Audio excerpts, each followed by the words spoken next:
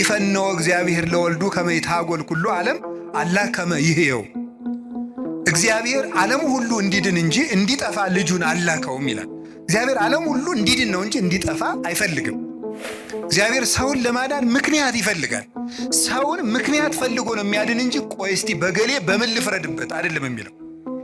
የሚያድን ነገር ከዚህ ሰውዬ ምን ላግኝ፣ እንዲያው ምን አይቼ ልማረው ነው የሚለው እንጂ እግዚአብሔር እንዲያው በገሌ በምን ልፍረድ ይችንም ልመዝግብ አይደለም የሚለው።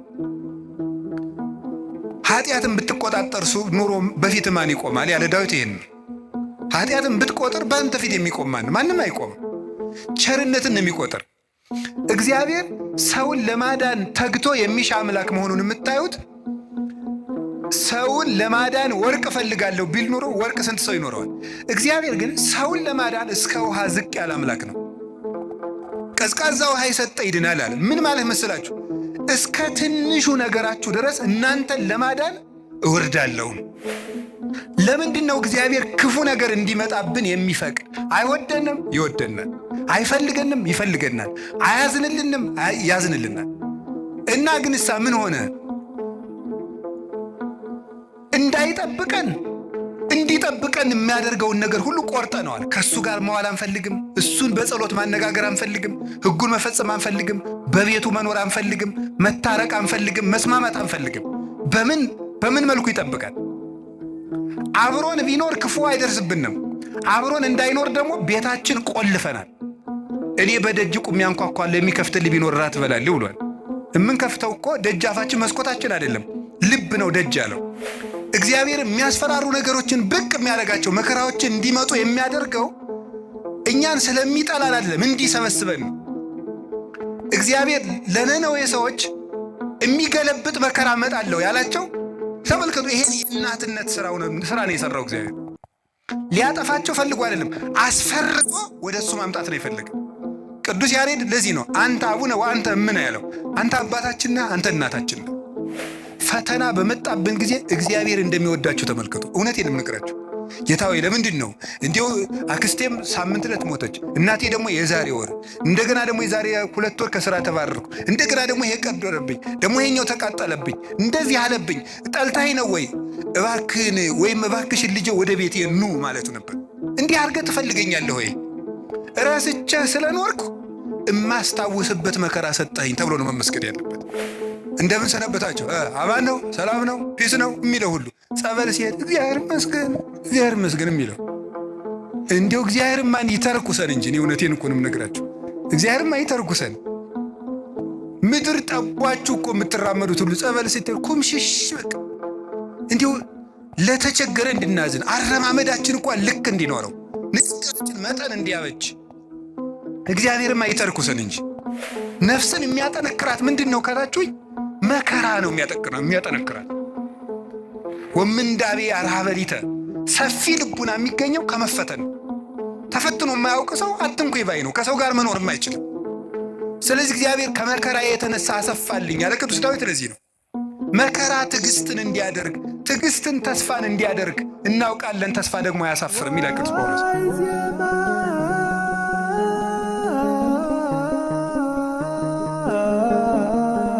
ሰይጣንን እንዲፈትነን ለምን ይፈቅድለታል በሚል ርዕስ ነው የምንማማረው። እስኪ በሉ እግዚአብሔር በሉ። ሰይጣንን እንዲፈትነን ለምን ይፈቅድለታል? ድገሙ እስቲ። እግዚአብሔር በሉ። ሰይጣንን እንዲፈትነን ለምን ይፈቅድለታል?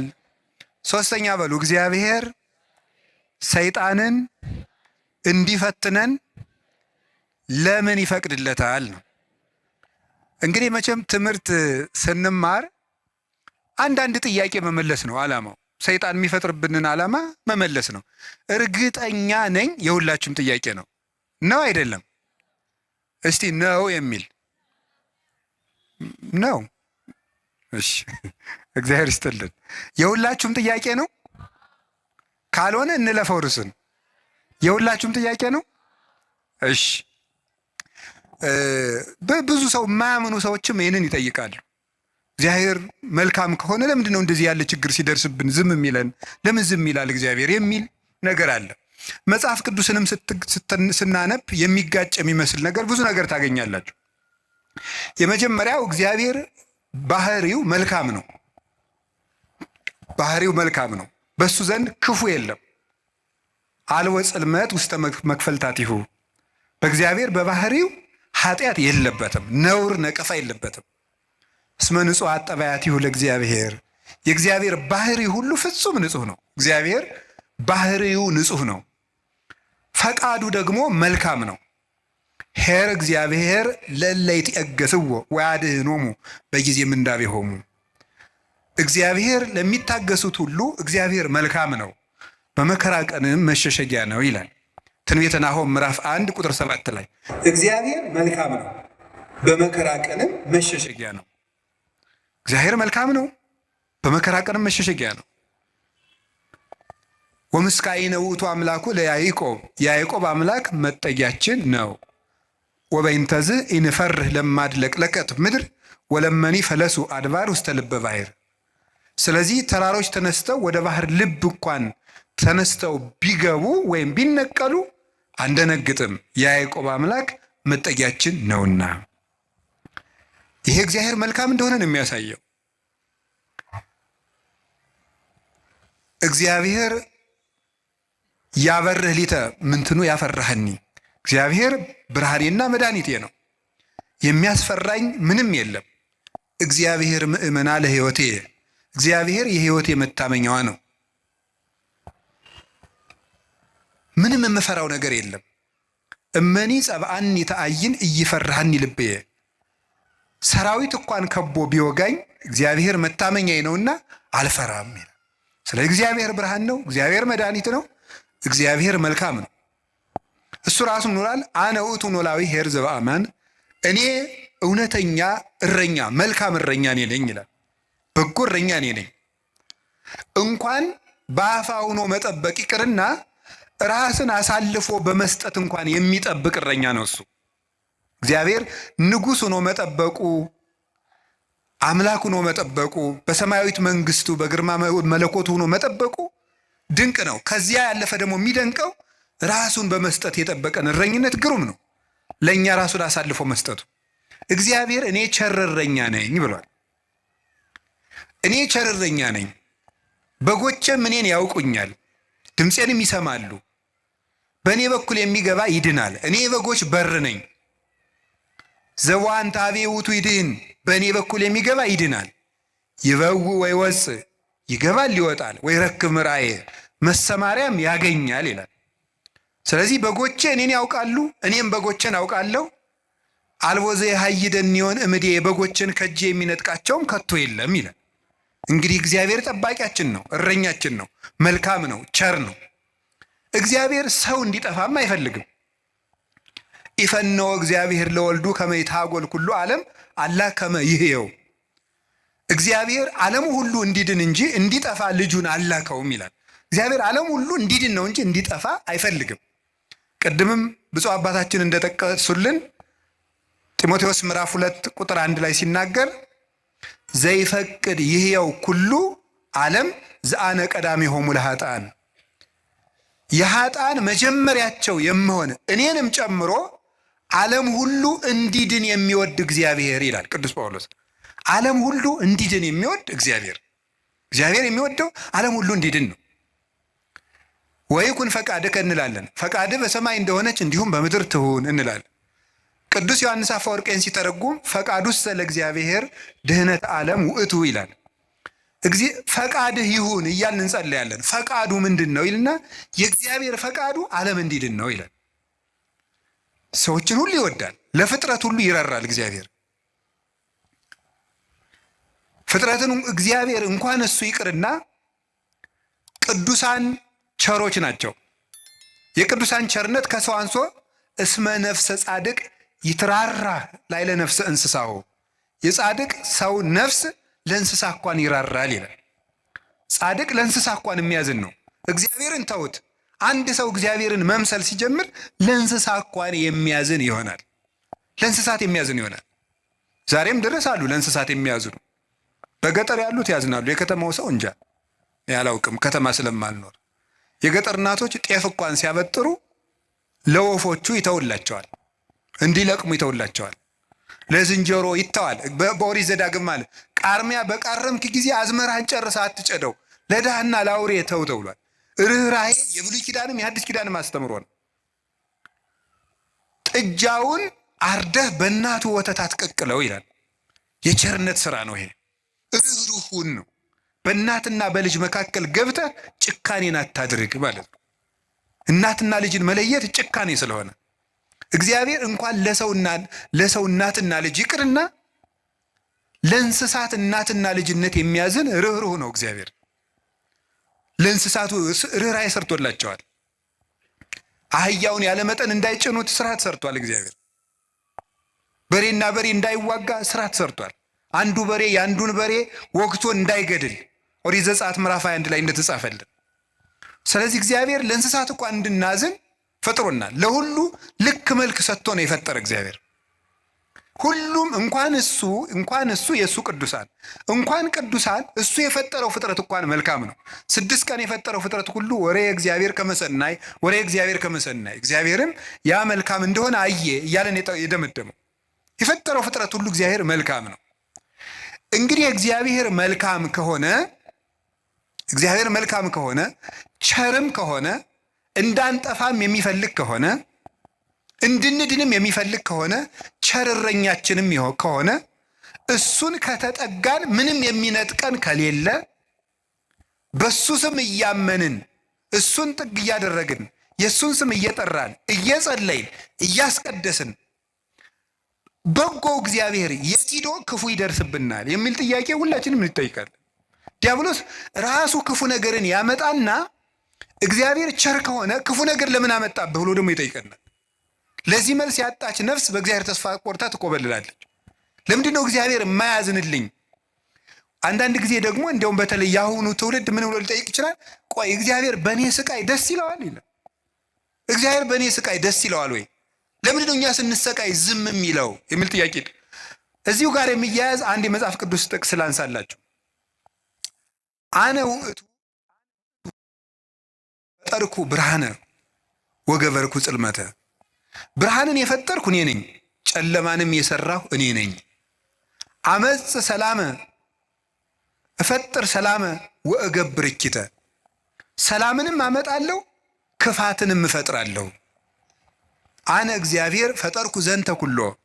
እኔ እግዚአብሔር ሁሉንም ይህንን ፈጠርኩ ይላል ትንቢተ ኢሳይያስ ምዕራፍ 45 ቁጥር 6 ላይ እኔ እግዚአብሔር ሰላምን አመጣለሁ ክፋትን እፈጥራለሁ፣ ብርሃንን እፈጥራለሁ፣ ጨለማንን እፈጥራለሁ ይላል። እዚያ ላይ እግዚአብሔር መልካም ነዋል። አሁን ደግሞ እዚህ ላይ እኔ እግዚአብሔር ክፋትን እፈጥራለሁ ይላል። እግዚአብሔር ክፋትን ይፈጥራል? ምን ትላላችሁ? እንዲህ እፈጥራለሁ ያለ እኮ ራሱ ነው። እግዚአብሔር ራሱ ነው እኔ ክፋትን እፈጥራለሁ። እኔ እኮ መጽሐፍ ቅዱስ ላይ ነው የጠቀስኩት። እግዚአብሔር እንደዚህ ብሏል፣ እግዚአብሔር ክፋትን እፈጥራለሁ ብሏል ይላል። ምን ትላላችሁ? እኔ ክፋትን የምፈጥር አምላክ ነኝ ይላል። እኔ ሰላምንም አመጣለሁ ጦርነትን የማመጣው እኔ ነኝ ይላል። ከዚያ መልሶት ደግሞ ምን ይላል? ደግሞ መልእክተ ያዕቆብ ምዕራፍ 1 ቁጥር 3 ላይ ኢያሜክር እግዚአብሔር በእኩይ ይላል። እግዚአብሔር በክፉ ማንንም አይፈትንም ይላል። እንዴት ያለ ነገር ነው! እግዚአብሔር በክፉ ማንንም አይፈትንም። ኢሳይያስ ላይ ደግሞ እኔ እግዚአብሔር ክፋትን እፈጥራለሁ። አልተጋጨም? ተጋጭቷል? አልተጋጨም። አንስታሴዎስ የሚባል ሊቅ ምን ብሎ ይናገራል? መጽሐፍ ቅዱስ ተጣልቶ አያውቅም። መጽሐፍ ቅዱስ የተጣላ መስሎ የሚታየን እኛ ከመጽሐፍ ቅዱስ ጋር ስለተጣላን ነው ይላል። አንተ ከመጽሐፍ ጋር ስትታረቅ መጻሕፍት ተጣልተው አያውቁም ብሎ ይናገራል። ስለዚህ እግዚአብሔር መልካም ነው። እስቲ እግዚአብሔር መልካም ነው በሉ። እግዚአብሔር ቸር ነው በሉ። ሰው ሁሉ እንዲድን ይፈልጋል፣ ይረዳናልም። ልብ በሉ። እንዲያውም ምንድን ነው የሚለው? ወይፈቅድ ምክንያት ለድኂን። እግዚአብሔር ሰውን ለማዳን ምክንያት ይፈልጋል። ሰውን ምክንያት ፈልጎ ነው የሚያድን እንጂ ቆይ እስቲ በገሌ በምን ልፍረድበት አይደለም የሚለው። የሚያድን ነገር ከዚህ ሰውዬ ምን ላግኝ፣ እንዲያው ምን አይቼ ልማረው ነው የሚለው እንጂ እግዚአብሔር እንዲያው በገሌ በምን ልፍረድ ይችንም ልመዝግብ አይደለም የሚለው። ኃጢአትን ብትቆጣጠር ኑሮ በፊት ማን ይቆማል ያለ ዳዊት ይሄን ነው። ኃጢአትን ብትቆጥር በአንተ ፊት የሚቆም ማንም አይቆምም። ቸርነትን ነው የሚቆጥር። እግዚአብሔር ሰውን ለማዳን ተግቶ የሚሻ አምላክ መሆኑን የምታዩት ሰውን ለማዳን ወርቅ እፈልጋለሁ ቢል ኑሮ ወርቅ ስንት ሰው ይኖረዋል? እግዚአብሔር ግን ሰውን ለማዳን እስከ ውሃ ዝቅ ያለ አምላክ ነው። ቀዝቃዛ ውሃ የሰጠ ይድናል አለ። ምን ማለት መስላችሁ? እስከ ትንሹ ነገራችሁ ድረስ እናንተን ለማዳን እወርዳለሁ። ውሃ ማንም ሰው ሊያገኘው የሚችለው ነው። ሌላ መንፈሳዊ ትርጉም አለው። ውሃ የሰጠ የተባለ ይላል ቅዱስ ቄርሎስ፣ ሰው ምንም ነገር ቢሰጥ በእግዚአብሔር ዘንድ ውሃ ነው። አካልህን እንኳን ለእግዚአብሔር ቆራርጠ ለሰማዕትነት አሳልፈ ብትሰጥ ለእግዚአብሔር ግን ውሃ እንደ መስጠት ነው። ምክንያቱም ያ አካል የራሱ ነው። እግዚአብሔር ደግሞ ለአንተ ያደረገልህ ነገር ያንተ አካል ቢቆራረጥ እንኳን የማይመጥን ነው። ስለዚህ ለእግዚአብሔር ምንም ነገር ብንሰጥ ውሃ ነው። አካል ውሃ ነው። እንደዚያ ከሆነ እግዚአብሔር እንደዚህ ያለ መልካም አምላክ እንዲህ ያለ መልካም አባት ከሆነ ለእኛ የሞት አምላክ አኮ በመላኩ አኮ በተንባል መልአክ ልኮ አማላጅ ልኮ ሳይታረቀን ራሱ መጥቶ ከታረቀን እስከዚህ ድረስ ሰው የሚወድ አምላክ ከሆነ ለምንድን ነው እግዚአብሔር ክፉ የሚያመጣብን የሚል ጥያቄ ይኖራል። እግዚአብሔርስ በክፉ ይፈትናል ወይ? መልሱ አይፈትንም ነው። እስኪ አይፈትንም በሉ። እግዚአብሔር በክፉ ይፈትናል አይፈትንም? እግዚአብሔር ክፉ ይፈጥራል አይፈጥርም? እስኪ ንገር፣ ይፈጥራል አይፈጥርም? አይፈጥርም። እግዚአብሔር እንዲህ እፈጥራለሁ ብሎ አላልክም ቅድም ልትሉ ይችላላችሁ። እግዚአብሔር ክፉ አይፈጥርም። ታዲያ ምን ማለት ነው? ክፉ ሲመጣ ዝም ይላል ነው። እስኪ በሉ ንገሩ እንጂ ክፉ ሲመጣ እስኪ ለምሳሌ እንዲህ የሚል ነገር አለ። ሮሜ ምዕራፍ 13 ቁጥር 1 ላይ እስመ ይሰየም መኮንን ዘእንበለ ዘእምኀበ እግዚአብሔር ይላል። ያለ እግዚአብሔር ፈቃድ ባለስልጣን አይሾምም ይላል።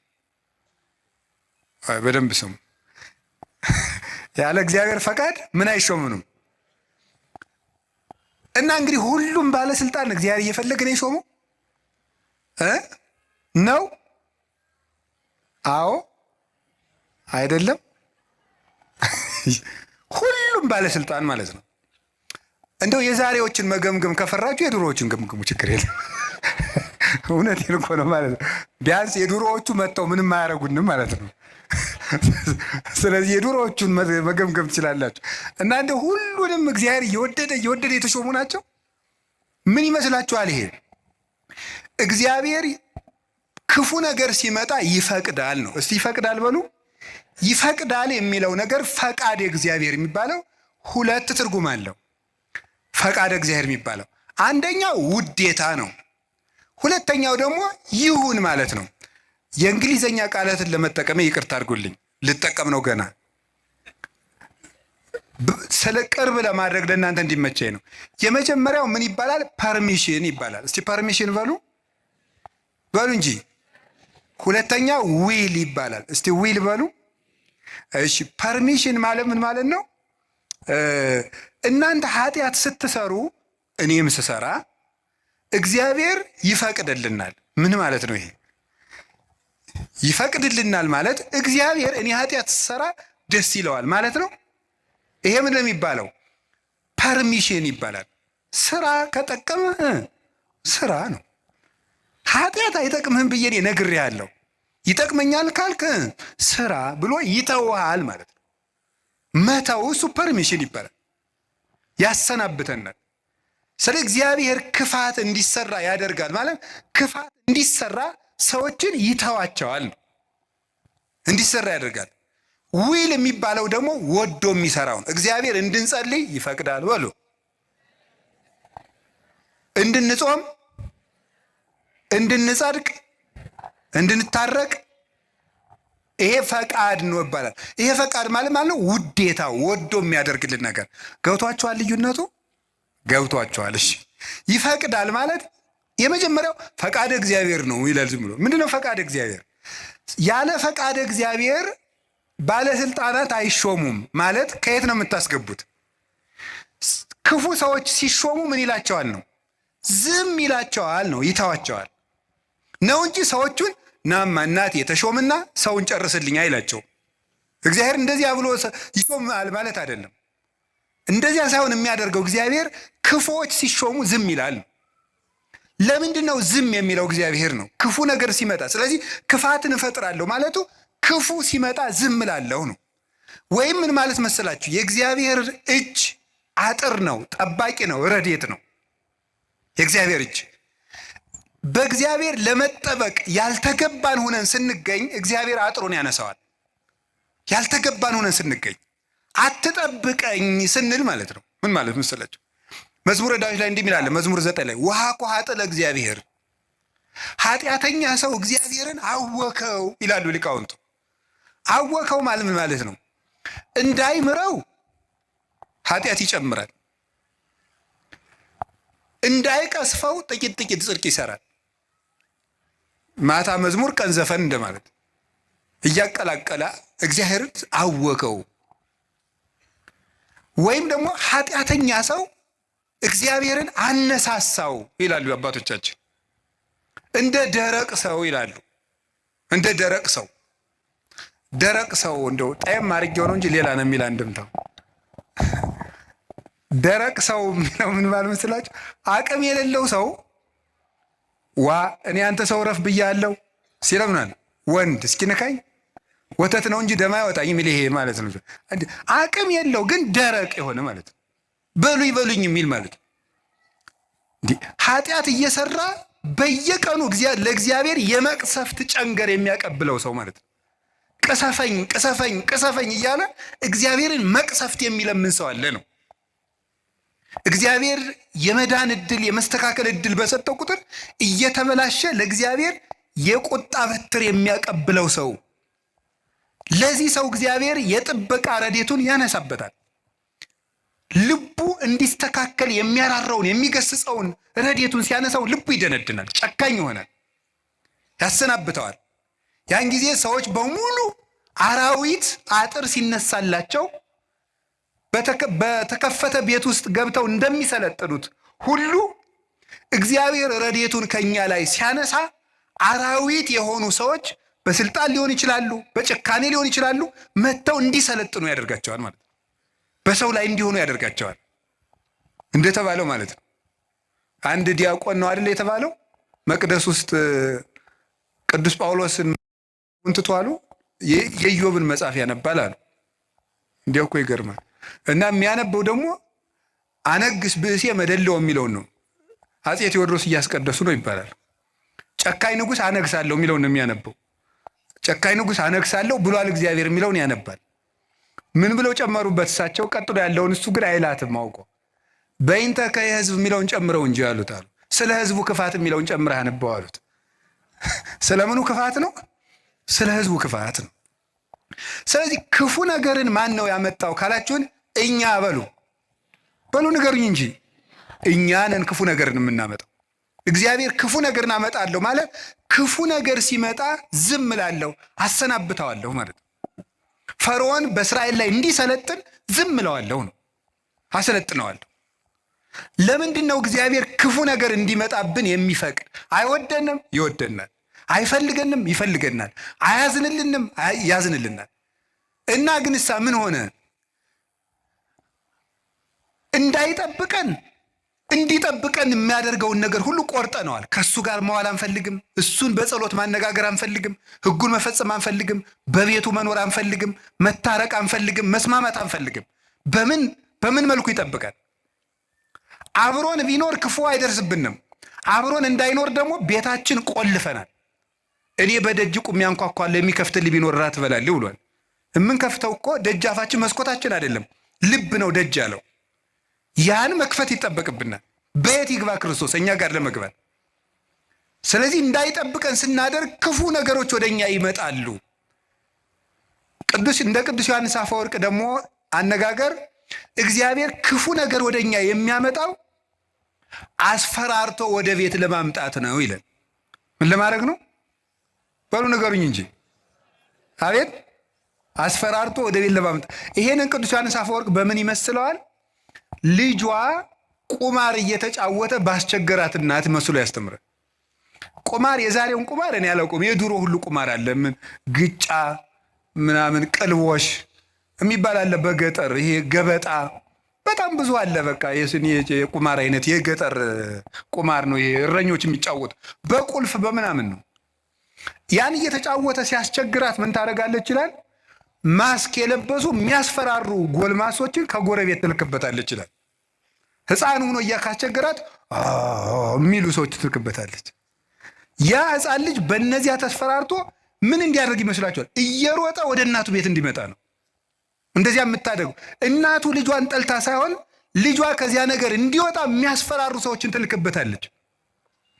እግዚአብሔር ክፉ ነገሮች ወደ እኛ ሲመጡ ዝም የሚላቸው ዋናው ምክንያት ምንድን ነው ሲባል እነዚያ ነገሮች እንኳን ቢሆን አስፈራርተውን ቃለ እግዚአብሔር ስላልመለሰን፣ ምክር ስላልመለሰን፣ ንስሐ አባት ስላልመለሰን፣ መጽሐፍ ስላልመለሰን፣ ስብከት ስላልመለሰን፣ ምንም ነገር ስላልመለሰን ቢያንስ የሚያስፈራሩ ነገሮችን እንኳን መጥተው ወደ ቤቴ ቢመጡ ብሎ ነው። አይታችኋል አይደለም? አሁን በኮቪድ ጊዜ ሰው እግዚኦ ማረነ ክርስቶስ እግዚኦ እንዴ! የዚያን ጊዜ እኮ ታምር እኮ ነው፣ ታምር ነው። እኔ እንደውም ይገርማቸዋል። አጠቃላይ እኔ የዚያን ጊዜ አንድ ጊዜ በኮቪዱ ጊዜ አንድ ወረዳ ገጠር ወረዳ ላይ ሄጄ ነበርና መነኮሳት ጓደኞች አሉኝ አባቶች፣ የወረዳው ካቢኔ በሙሉ ንስሐ ገባ ከነሱ። እንደው ሁልጊዜ ኮቪድ በሆነ አልኩኝ እኔ እንደው ካቢኔ ሁሉ ንስሐ እንዲገባ እንደው ኮቪድ ትንሽ ቆየት ባለ ያስብላል በእውነቱ ማለት ነው። አሁን ሰው ይውላችሁ እግዚአብሔር የሚያስፈራረው ነገሮችን የሚልክብን ለዚህ ነው። አንድ ችግር ሲገጥመን እንሰበሰብ። አምና የነነዌ እንግዲህ ታስታውሳላችሁ አይደል? ሁልጊዜ እንሰበስባለን። ችግር ሲመጣ እግዚኦ ማረነ ክርስቶስ እንላለን። እናቲቱ ግን እነዚያን የሚያስፈራሩ ነገሮችን የምትልክ መልሶ ወደ ቁማሩ እንዲሄድ አይደለም፣ ልጇ ከቤቷ ቁም ነገረኛ ሆኖ እንዲቀር ነው። እግዚአብሔር የሚያስፈራሩ ነገሮችን ብቅ የሚያደርጋቸው መከራዎችን እንዲመጡ የሚያደርገው እኛን ስለሚጠላን አይደለም፣ እንዲሰበስበን ነው። እግዚአብሔር ለነነዌ ሰዎች የሚገለብጥ መከራ እመጣለሁ ያላቸው ተመልከቱ። ይሄን የእናትነት ስራ ነው የሰራው እግዚአብሔር። ሊያጠፋቸው ፈልጎ አይደለም፣ አስፈርቶ ወደ እሱ ማምጣት ነው የፈለገ። ቅዱስ ያሬድ ለዚህ ነው አንተ አቡነ ወአንተ እምነ ያለው። አንተ አባታችን ነህ፣ አንተ እናታችን ነህ። እግዚአብሔር እናት ነው። ልጆቹ እንዲከፉበት ስለማይፈልግ የሚያስፈራሩ ነገሮች ዮናስን እኮ ያለው ሂድና አስፈራራ ነው ያለው።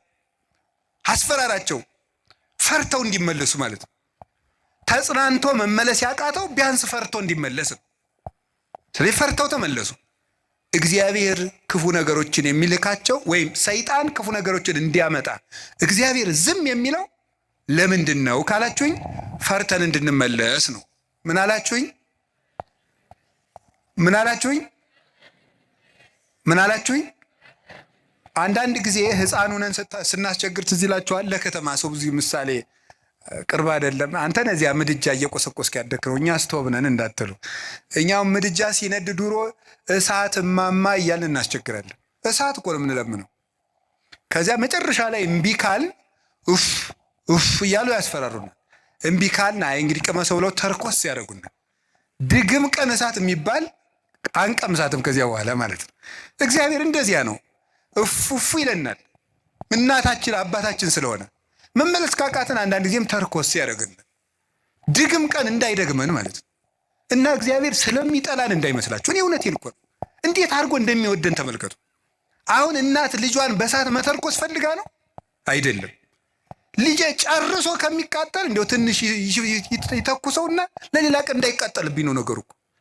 እግዚአብሔር ገሃነም እንዳይበላን እኮ ነው ትንንሽ ነገሮችን የሚተረኩሰን። ገንዘቦቻችን በማሳጣት ዘመድ እንዲሞትብን፣ ጓደኛ እንዲለየን በማድረግ ከሹመት እንዲሻሩ፣ እንድናጣ፣ እንድንዋረድ፣ ኃጢአት ስንሰራ የሚያዋርዱንን ሰዎች በመላክ ሰዎች እንዲደርሱብን በማድረግ በማጋለጥ ኋላ ከምትጋለጥ ዛሬ ባጋለጥ ብሎ የሚያዋርዱ ሰዎችን ጭምር በመላክ እግዚአብሔር እኛን ትንሽ ተርኮስ እያደረገ ወደ ቤቱ ያመጣናል። እንዴት እንደሚወደን ተመልከቱ። ፈተና በመጣብን ጊዜ እግዚአብሔር እንደሚወዳችሁ ተመልከቱ። እውነቴን የምነግራችሁ ጌታ ሆይ ለምንድን ነው እንዲሁ? አክስቴም ሳምንት ዕለት ሞተች፣ እናቴ ደግሞ የዛሬ ወር፣ እንደገና ደግሞ የዛሬ 2 ወር ከስራ ተባረርኩ፣ እንደገና ደግሞ ይሄ ቀደረብኝ፣ ደግሞ ይሄኛው ተቃጠለብኝ፣ እንደዚህ አለብኝ። ጠልታይ ነው ወይ? እባክህን ወይም እባክሽን ልጄ ወደ ቤቴ ኑ ማለቱ ነበር። እንዲህ አድርገህ ትፈልገኛለህ ወይ? ረስቼህ ስለኖርኩ እማስታውስበት መከራ ሰጠኸኝ ተብሎ ነው መመስገን ያለበት። አንተን እንዳስታውስህ የመጥሪያ ደብዳቤ ላክልኝ ነው። መጽሐፍ ቅዱስን ደብዳቤ ጽፎ ላከ፣ ንስሐ አባት ላከ፣ መጽሐፍትን ጽፎ ላከ። በቅዳሴ ጠራን፣ በትምህርት ጠራን፣ በመዝሙር ጠራን። ወንድሞቻችን ሲመጡ በመከራ ጠራን፣ አልተመለስንም። መጨረሻ ላይ ደግሞ የመከራ መልእክት ይልካል። እባካችሁ ኑ ነው። ለምኖ የሚያድን አምላክ እንደ እግዚአብሔር ያለ አለ እንዴ? ለምኖ እኮ ነው የሚያድነን። አሁን ሙሴን አላያችሁትም? እንዴት አስፈራርቶ መመለስ እንዳፈለገ። እስራኤል ጣዖት ሲያመልኩ ሙሴ አቤት ተወኝ፣ እጄ ላጠፋቸው ነው። አሁን ሙሴ እግዚአብሔርን ጨብጦ ስር ይዞት እጄ ላጠፋቸው ነው። እንዲሁ እኮ ይገርማል እኮ እግዚአብሔር የሚያደርገው ነገር። ኧረ ተው አታጥፋ። እንዲህ ማብላት ሲያቅተው ጊዜ በረሃ አምጥቶ ጨረሳቸው ነው የሚለው አለ ሙሴ። እግዚአብሔር እንዳይሰደብበት ነው እሱ። 40 ዓመት ማብላት ሲያቅተው በረሃ አምጥቶ ጨረሳቸው ነው የሚለው አሉት። እንዲያውም እነሱን አታጥፋ። አባቶቻችን ሲተረጉሙ አሁን እግዚአብሔር ሊያጠፋቸው ወዶ አይደለም ሙሴ እንዲሰራቸው እንዲቀጣቸው ብለው ነው እንጂ ይላል። እንግዲያስ ሂድና ቀጣ አለው። ሰርቶ ቀጥቶ እስራኤልን ወደ ራሱ ሰበሰባቸው። በማስፈራራት እንድንመለስ እግዚአብሔር ክፉ ነገር እንዲመጣ ያደርጋል። ከቃሉ ጋር ናችሁ? ከቃሉ ጋር ናችሁ? እግዚአብሔር ከሁላችን ጋር ይሁን። ስንት ሰው ነው እግዚአብሔር በሚያውቀው እንዴ ተነግሮ፣ እኔ እንዲያው አሁን ሰውየው መዚህ ስለሌለ ተመስገን ነው ልናገር። ተነግሮ ይሄንም አይሰማውም፣ ችግር የለም። ተነግሮ አልሰማ ያለ ሰውዬ የሳምባ ቲቪ ገብገብ ሲያደርገው የቆረበ ሰውን ያውቃሉ። ተመስገን ነው። እንኳን ቲቪ መጣ። እንዲህ እውነቴን እኮ ነው የምነግራቸው። ስንት ሰው ነው፣ ስንት አመፀኛ ነው ጸበል እንደምን ሰነበታቸው፣ አማን ነው፣ ሰላም ነው፣ ፒስ ነው የሚለው ሁሉ ጸበል ሲሄድ እግዚአብሔር ይመስገን የሚለው። እንዲሁ እግዚአብሔርማ ይተርኩሰን እንጂ እኔ እውነቴን እኮ ነው የምነግራቸው። እግዚአብሔርማ ይተርኩሰን። ምድር ጠቧችሁ እኮ የምትራመዱት ሁሉ ጸበል ስትሄድ ኩምሽሽ በቃ እንዲሁ ለተቸገረ እንድናዝን፣ አረማመዳችን እንኳን ልክ እንዲኖረው፣ ንግግራችን መጠን እንዲያበጅ እግዚአብሔርማ ይተርኩሰን እንጂ ተነግረን ሰምተናል እንዴ? እውነቴን ነው። ስለዚህ ስንቶቻችሁን እስቲ አሁን እዚህ ውስጥ ራሱ ብቆሰቁስ እዚህ ከተሰበሰበው ውስጥ እግዚአብሔር በሚያውቀው እግዚአብሔር ነቅሶ ቢያወጣ ሲቸግራችሁ ወደ ቤተ ክርስቲያን የመጣችሁ ስንቶቻችሁ ናችሁ? ስንቶቻችሁ ናችሁ? ወይ ባል እንዴ ባለትዳሮች ሲጣሉ እኮ ነው ባጋባናቸው በ20 ዓመታቸው እኮ ነው ቤተክርስቲያን የሚመጡ ሲጣሉ ነው። ይኸው ከተጋባን ዓመታችን ነው። ምላትን አትሰማኝም፣ ምንም አታዳምጠኝም ማለት ይጀምራል። ማለት 20 ዓመት ጠፍቶ ኖሮ ምናምን መከራውን ሆኖ ተደዝድዞ ነው እዚህ ወዲያ መከራችን ምን ተመስገን ነው እንኳን መጣችሁ። ዋናው መሸም ነጋም መምጣታችሁ ነው። ስለዚህ እግዚአብሔር ሰው ሁሉ ራሱን እንዲጠላን ሊያደርግ ይችላል። እንድንመጣም ከፈለገ እግዚአብሔር ሰው እንዲጠላን አያደርግም። ሰው እንዲጠላን ሰይጣን ሲያደርግ ዝም ይላል። ይሄ እግዚአብሔር እኛን የሚጠራበት መንገድ ነው። በቸርነቱ ወደ ቤቱ ይጥራል። የነነዌ ሰዎች የሚያስተምሩን ይሄንን ነው። እኛም ነገ ከነገ ወዲያ አሁን ሁላችሁም ችግር ካለባችሁ እግዚአብሔር ጠልቶኝ ነው አትበሉ። እግዚአብሔር ወደ ቤቱ ሊጠራኝ ፈልጎ ነው ማለት ያለብን። ከቃሉ ጋር ናችሁ? እግዚአብሔር ከሁላችን ጋር ይሁን። ሁለተኛው እግዚአብሔር ክፉ ነገር ሲመጣብን ለምንድን ነው ዝም የሚለው ካላችሁን ለመጥራት ነው ብያቸዋለሁ። የኃጢአት ይቅርታ ለማድረግ ነው። የኃጢአት ይቅርታ ለማድረግ አንዳንዱን ሰው እግዚአብሔር በበሽታ የኃጢአት ይቅርታ ይሰጠዋል። አንዳንዱን ሰው ገንዘቡን አሳጥቶ ሰውነቱን ከመቅሰፍ ይሰውረዋል። ገንዘብ የሰውነት ቤዛ ነው ይላሉ አባቶቻችን። ኦሪት ነው ያለችው። በሰውየው ላይ ሊመጣ የነበረውን ችግር በገንዘቡ ላይ ያሳልፍለታል። በዚያው የከተማ ሰው ጦሱን ይዞ ይሄድ ይላል። የገጠር ሰው በዚያው ያሳልፈው ይላል። ያው አንድ ነው ቋንቋ። ያም ጦሱን ይዞ ይሄድ ምንድን ነው? ጦስ ምንድን ነው ታውቁታላችሁ? የሰውነት ገንዘብ የሰውነት ቤዛ ነው። የኃጢአት ይቅርታ እንድናገኝ ምን ያደርጋል መሰላችሁ? በሽታን ያመጣል፣ ደዌን ያመጣል። ያ ደዌ ኃጢአት፣ ደዌ ዘኃጢአት፣ ደዌ ዘሴት ይሉታል አባቶቻችን። የኃጢአት ይቅርታ እንድናገኝ ደዌን ያመጣል።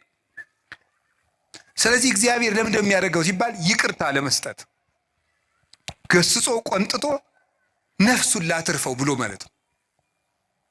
እንዲሁም አባቶቻችን ምን ይላሉ? ለምሳሌ አንድ ጻድቅ ያደረገው ልንገራቸው። አንድ በጣም ፍጹም ጻድቅ አውሬ ሲበላው ያያል። አውሬ በልቶት ሳይቀበር ሲቀር፣ ሰውን ሁሉ የሚያስለቅስ ባለጸጋ ደግሞ በጥሩ አቀባበር ሲቀበር፣ እንደው ሰው ሁሉ አጅቦ ሲቀበር ያያል። እንደ እግዚአብሔር ሆይ እሱን ያገለገልህን ሰው አውሬ በልቶት እንዲሞት ታደርጋለህ፣ ቀማኛውን በስርዓት እንዲቀበር ታደርጋለህ። ፍርድ ምንድን ነው አለው። ይሄኛው ብዙ ጽድቅ አለው፣ ትንሽ ኃጢአት አለችው። የእሷን ቦታ የእሷን ፈንታ ስጋውን አውሬ እንዲበላው አድርጌ ነፍሱ ፍጹም እንድትሆን አድርጌያለሁ። ይሄኛው ደግሞ ሙሉ ኃጥ ነው፣ ግን ትንሽ ጽድቅ መቼስ የሌለው የለም። የዚያን ዋጋ ደግሞ በምድር ተመችቶት እንዲቀበር ተመችቶት እንዲኖር እንደገና ደግሞ በአጃቢ እንዲቀበር አድርጌያለዋል። ያኛውም የሰማይ ዋጋውን አግኝቷል፣ ይህም የምድር ዋጋውን አግኝቷል። ስለዚህ ያኛውን አውሬ እንዲበላው ያደረግኩት ሲበላው ዝም ያልኩት ዋጋው ፍጹም ይሆን ዘንድ ነው። አንተ በእኔ ፍርድ አትግባ ብሎ መለሰለት ይባላል። እኔ ሁሉንም አውቃለሁ ይላል። ስለዚህ አንዳንድ ጊዜ ሁላችንም እንላለን ለገሌ ያልሆነ እግዚአብሔር እገሌ ስንታውቀታለች አቤት ስታስቀድስ ሲያስቀድስ ማንም አይቀድመውም እኮ እንላለን። ግን ለእነሱ ያልሆነ አይ ቤተ ክርስቲያን እነሱም እንዲህ ነው የሆኑ እንላለን። እግዚአብሔር ግን በኋላ አመጣዋለሁ። ይሄንን የሚያደርግበት ምክንያት ለኃጢአታቸው ይቅርታ ለማድረግ ነው። እንደዚህ ስላችሁ ደግሞ ጊዜ እንዲሁ በኃጢአቴ ነው ይሄን የተቀጣው ማለት ደግሞ በራሱ ትዕቢት ነው። ለምን መሰላችሁ? ለኃጢአቴ ይሄ መከራ ይበቃኛል ማለት ራሱ ትዕቢት ነው። በቸርነቱ ይዞኝ ነው እንጂ አባቶቻችን እንደ ቸርነት እንጂ እንደ በደላችን አይሁን የሚለውን ቅዳሴ ላይ ያለውን ቃል ሲተረጉሙ ብዙ ትርጉም ነው ያለው። መከራ የምታመጣብን የቸርነትህን ያህል ነው እንጂ የኃጢአታችን ያህል አምጥታ አታውቅም ይላሉ። የቸርነቱን ያህል እንጂ የኃጢአታችን ያህል መከራ ቢያመጣ በምድር ላይ መቆም የሚችል ሰው የለም። ስለዚህ እግዚአብሔር ለምንድን ነው ይህን የሚያደርገው ሲባል ይቅርታ ሊሰጠን ነው። ከቃሉ ጋር ናችሁ? ከቃሉ ጋር ናችሁ? እግዚአብሔር ከሁላችን ጋር ይሁን። ሶስተኛው እግዚአብሔር ለምንድን ነው ክፉ ነገር እንዲመጣ የሚያደርገው ወይም ክፉ ሲመጣ ለምን ዝም ይላል ነው። ይሄን የሚያደርግበት ምክንያት ቆይቶ ለማያፈራ ሰው መቅሰፍት ይሰጠዋል። ለምሳሌ ምን ማለት መሰላችሁ? ይሄ ሁለት አይነት ነው። አንደኛ ለምሳሌ እግዚአብሔር ሕፃናት እንዲሞቱ ለምንድነው የሚያደርገው? በመጽሐፍ የተጻፈውን ልንገራችሁ፣ ቀሪውን ራሱ ያውቃል። እግዚአብሔር ሕፃናት ሁላችንም ጠይቃለን። እሺ እኛስ በኃጢአታችን ለምንድን ነው ሕፃናት የሚቀሰፉት እንላለን። ያን የሚያደርግበት ምክንያት ማለት ነው ምንድነው? መጨረሻቸው መልካም እንደሆኑ የሚያውቃቸውን ሕፃናት መጨረሻቸው መልካም እንደሆኑ ያወቃቸውን ሕፃናት ከክፉ ዘመን ሳይጨምራቸው በጊዜ ይወስዳቸዋል። ይሄ የራሱ አሰራር ነው። እስከ መጨረሻቸው ቅን እንደሚሆኑ ያወቃቸውን አይ እነዚህ መጨረሻቸው መልካም ነው ብሎ እንደ ምርጥ ዘር ይወስዳቸዋል። ሰብአ ሰገል ላይ ክርስቶስ ሲሰደድ ለምንድን ነው ሕፃናት እንዲጨፈጨፉ ያለውን አባቶቻችን ሲተረጉሙ አንደኛ ከመከራው ሲያሳትፋቸው ነው። በኋላ እናመጣዋለን። የመጀመሪያው ግን አንዱ ምንድን ነው?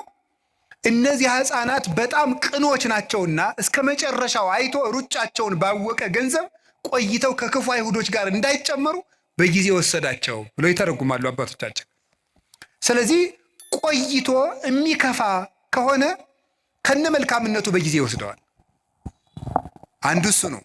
መልካምን ሰው ቆይቶ እንዳይበላሽ ይወስደዋል ከቅንነቱ አንጻር። ሁለተኛ ደግሞ ቢቆይም በመቆየቱ ራሱም ከመጎዳት ሰውም ከመጉዳት በቀር መልካም ነገር የማያደርገውን ደግሞ በጊዜ ያነሳዋል። ይህንም ደግሞ ይቀስፈዋል። መቆየቱ የማይጠቅመው አለ። ደግሞ እንደዚህ ስላችሁ ጊዜ እንደው ጌታ ሆይ እኔ መቆየቴ አይጠቅመኝ ዛሬ አንሳኝ እንዳትሉ። እንደው እኮ ሰው እኮ የሰው ነገር መቼም ሰው የሚነግሩትን ትቶ ያልነገሩትን የሚይዝ። እንደሱ እያልኩኝ አይደለም። እንደሱ አትበሉ እድሜ ለንስሐ ስጠኝ ነው የሚባለው። ወይ ጉድ! እንደዚህ ማለት ጌታ ሆይ ግደለኝ ማለት እኮ እንዲሁ ጸድቅ ያለው ማለት ነው። አስተካክለኝ፣ ጊዜ ስጠኝ፣ ቆየኝ እስካፈራ፣ አትቁረጠኝ ነው የሚባለው። ግደለኝ ማለት አይቻልም። እንደ ቅዱስ ጳውሎስ ያለ ሰው ነው ወደ ክርስቶስ ልሄድ እናፍቃለሁ ማለት የሚችል። ስለዚህ እግዚአብሔር ቆይቶ ለምንድን ነው እንዲያው እገሌ ለምን ተቀሰፈ እገሌ ምን እንዲህ አለ የማይቆየውን ሰው እንዲያውም ቆይቶ ቢያንስ እንኳን በቅዱሳን ምልጃ እንኳን ትንሽ ምሕረት እንዳያገኝ የእግዚአብሔርን ቸርነት ጨርሶ ተቃውሞ ከምሕረት በር ውጭ በር እንዳይዘጋበት የሚያስምር ነገር ሳለው እንኳን እንዲያው ትንሽ ይወስደዋል። እንደገና ደግሞ ስለ ፍትህም ይወስደዋል። በመቆየቱ ሰዎች ብዙ የሚጎዱ ከሆነ ስለ ፍትህ ይነቅለዋል። ያንን እንደ ፈርዖን ያለውን ፍትሁን ያሳየዋል። እግዚአብሔር ምሕረቱን ላልተጠቀመ ሰው ፍትህ ይሰጠዋል፣ ፈታሂነትም ስላለው። ከዚህ የተነሳ ፈርዖንን አነሳው። እንዲያውም አባቶቻችን ምን ይላሉ? ፈርዖንን በባህር ውስጥ የጣለ በሉ እስቲ ምሕረቱ ለዘላለም ነውና በሉ እስቲ። እንዴት ነው ይሄ ነገር? ፈርዖንን በባህር ውስጥ የጣለ ይሄ ነገር አይጋጭም? ፈርዖንን በባህር ጥሏል ብሎ ሲያበቃ ከዛ ምሕረቱ ለምንድን ነው? እንዴት ያለ ምሕረት የዘላለም ምሕረት ነው አይመስላችሁም? ጥያቄ ሆኖባቸው ያውቀው ምን ማለት ነው? ፈርዖን ቢቆይ ኑሮ ለአንደኛው ደግሞ በእግዚአብሔር ከዚያ የባሰ የሚያስመጣበትን ነገር ይሰራል እና እንዲያው ባህር ውስጥ መክተቱ ምሕረት ነው ይላል። ቸር ስለሆነ ነው እንኳን ከተተው ባህር ውስጥ ማለት ነው። ከዚያ የባሰ ምን ሊመጣበት ኑሯል ብትሉኝ እግዚአብሔር ያውቃል፣ እኔ አላውቅም። እግዚአብሔር የባሰ ነገር ደግሞ የባሰ ነገር እንዳንገባ እንዲሁ ወደ አንዱ ጉድጓድም ቢሆን ተገፍተን እንድንገባ ያደርጋል እግዚአብሔር። ስለዚህ ለፈርዖንም ቸር ነው ማለት ነው እግዚአብሔር። እስቲ እግዚአብሔር በሉ። ለፈርዖንም ምንድን ነው? ቸር ነው። ያደረገለትን አላያችሁም እንዴ? አድርጎለታል እኮ በአንበጣ እየቀጣ በዝንብ እየቀጣ በውሃ እየቀጣ በጓጉንቸር እየቀጣ በልጅ ሞት እየቀጣ አሳይ፣ በከብት ሞት እየቀጣ በረዶ በደረቅ በጋ እያወረደ ከሳት ጋር አሳየው። 10 ቸርነት እኮ ነው ያደረገልን። 10 ቸርነት አድርጎ እግዚአብሔር አንድ መቅሰፍት ነው ያመጣ። እሱም ቸርነት ነው ሊቃውንቱ ያሉት። እሱም ቸርነት ነው። ፈርዖን መቆየቱ የባሰ ከእግዚአብሔር ጋር እየታገለ እንዳይማር ይሆናል ይሉ የለ አባቶቻችን። እግዚአብሔር አዳምን እንዲው ገነት ውስጥ እንዲው ቢተወው ኖሮ ይላሉ አባቶቻችን ብለን ብንጠይቅ ሲመልሱ እግዚአብሔር እንዲው አዳምን ይወደዋል እንዲው ቢተወው ኑሮ ገነት ውስጥ እንዲው ባያስወጣው። መልሱ ምን የሚሉት አበው ሲናገሩ ይሄን አዳም ገነት ውስጥ ቢቆይ ኑሮ አይ እግዚአብሔር እኮ እኔን ከገነት እኮ ያላስወጣኝ ከኔ የበለጠ ፍጥረት ስለማያገኝ ስለሚወደኝ ነው። አያገኝማ ከኔ የተሻለ እንዴት ያስወጣኛል ብሎ የባሰ እግዚአብሔር እንዳይምረው ይሆን ነበር። እግዚአብሔር እኔ ስለማስፈልገው ነው ያላስወጣኝ ብሎ የእግዚአብሔርን ቸርነት በመገዳደር አዳም ምሕረት እንዳያገኝ ይሆን ነበረ። እንዳይሆን እግዚአብሔር በልወት ተቆይና ምርሃለሁ አለው። እግዚአብሔር እንኳንስ ከሌላው ነገር እንኳንስ ከቤታችን ይቅርና ከገነት እንኳን ሲያስወጣ በቸርነት ነው የሚያስወጣው፣ እንዳንበላሽበት ነው። የማይቆነጠጥ ልጅ የሰው ልጅ ነው ይላል ቅዱስ ጳውሎስ። የጎረቤት ልጅ ነው የሚቆጠው። የራስ ልጅ ይቀጣል። እግዚአብሔር ልጆቹ ስለሆነ ይቀጣል። ልጅ ደግሞ ይቀጣል። ለነገሩ ያሁን ልጅ አይቀጣም። ድሮ እንቀጣ ነበር። እንዲሁ ቤተሰቦቻችን ሩቅ አገር ሲሄዱ ድሮ ከጎረቤት ጥለውን ይሄዳሉ። ከጎረቤት ንሱ ልጄን አቆዩ ተብለን ከዚያ በኋላ የሆነ ነገር ከተቆጡን ሄደን ከተዘጋው ከእናት አባታችን ቤት ቁጭ እንላለን። እነዚያ ጎረቤቶች ምን እንደሚሉ ታውቃላችሁ? የሰው ልጅ መሆንህን ለማሳወቅ ነው አይደል እዚህ ሄድከው፣ ልጄ ብትሆን ኑሮ አትሄድም ነበር ይላሉ። የሰው ልጅ ነው ሲቆጡት የሚጠፋ። የራስ ልጅ ግን እየተቆጡት በቤት ነው የሚኖረው። የሚቆጡት ልጅ ነው። እግዚአብሔር ቅዱስ ጳውሎስ ስለዚህ ነው ዕብራውያን 12 ላይ ካልተቆጣችሁማ ልጅ አይደላችሁም ካልተገሰጻችሁ ብሎ ይነገረን እና እግዚአብሔር የሚያደርገው ለክፎች ለበጎች ፍትህ እንዲያገኙ፣ ክፎች ደግሞ በመቆየታቸው ስለማይጠቀሙ ይህን ያደርጋል። ለክፎች ደግሞ ለምን ዘመን ይሰጣቸዋል? ንስሐ እንዲገቡ። ይህን በማድረግ ነው። ከቃሉ ጋር ናችሁ። ስለዚህ እግዚአብሔር ክፉ ነገር እንዲመጣ የሚያደርገው በዚህ ምክንያት ነው። ሌላ የተወሰኑ ነጥቦችን ልንገራችሁ። አሁን ይሄ ለምን ክፉ ነገር እንዲመጣ ያደርጋል እግዚአብሔር ነው። አሁን ወደ ርዕሳችን ልመልሳችሁ። እግዚአብሔር ለምን ሰይጣን እንዲፈትነን ምን ይልለታል ነው? ይፈቅድለታል ነው። የመጀመሪያው ነፃ ፈቃድ ስለሰጠን ነው። እስቲ ነፃ ፈቃድ ስለሰጠን በሉን። ምን ነፃ ፈቃድ ስለሰጠን ወይም ሰው ስለሆን ነው እንድንፈተን የፈቀደው እግዚአብሔር። ሰይጣን እንዲፈትነን ለምን ይፈቅዳል ሲባል ሰው ስለሆን። ይሄ ማለት ምን ማለት እንደሆነ ታውቃላችሁ? እግዚአብሔርን ስለምንመስል ነው። ኦሪት ዘፍጥረት ምዕራፍ 1 ቁጥር 26 ላይ እንደተጻፈው እግዚአብሔር እኛን የፈጠረን በአርአያውና በመልኩ ነው። በአርአያውና በመልኩ ነው። በአርአያውና በመልኩ ማለት ራሱን የቻለ ብዙ ነገር ነው ያለው። በመልኩ ፈጠረን ከምንልባቸው መንገዶች አንዱ ምንድን ነው ይመስላችኋል? በአርአያ በምሳሌ ፈጠረ አንዱ እግዚአብሔር የወደደውን ለማድረግ አስገዳጅ የሌለው ነው። እግዚ ዘይግዕዝዎ ነው። ነፃ የማያወጡት ንጉሥ ነው። ገዥ የለበትም፣ አስገዳጅ የለበትም። እግዚአብሔር የፈቀደውን ሲሰራ አስገዳጅ እንደሌለበት የሰው ልጅም የፈቀደውን እንዲሰራ አስገዳጅ ሊኖርበት አይገባም። መምረጥ አለበት። ለምን? እግዚአብሔርን መምሰል የሚችል መምሰል የተሰጠው ምርጫ ያለው ውድ ፍጡር ነው። ትልቅ ፍጡር ነው። አንዱ ትልቅነታችን መምረጥ መቻላችን ነው። መምረጥ ካልቻልን እንስሳ ነን ማለት ነው። አውሬ ነን፣ ድንጋይ ነን ማለት ነው። ወይም እንጨት ነን፣ ወይም ይሄ ጠፈር ነን፣ ወይም ፀሐይ ነን። ፀሐይ ምርጫ የላትም። ጨረቃ ምርጫ የላትም። ከዋክብት ምርጫ የላቸውም። እጽዋት ምርጫ የላቸውም። አንበሳ፣ ዘንዶ፣ አውሬ፣ በግ፣ ከብት ምርጫ የላቸውም።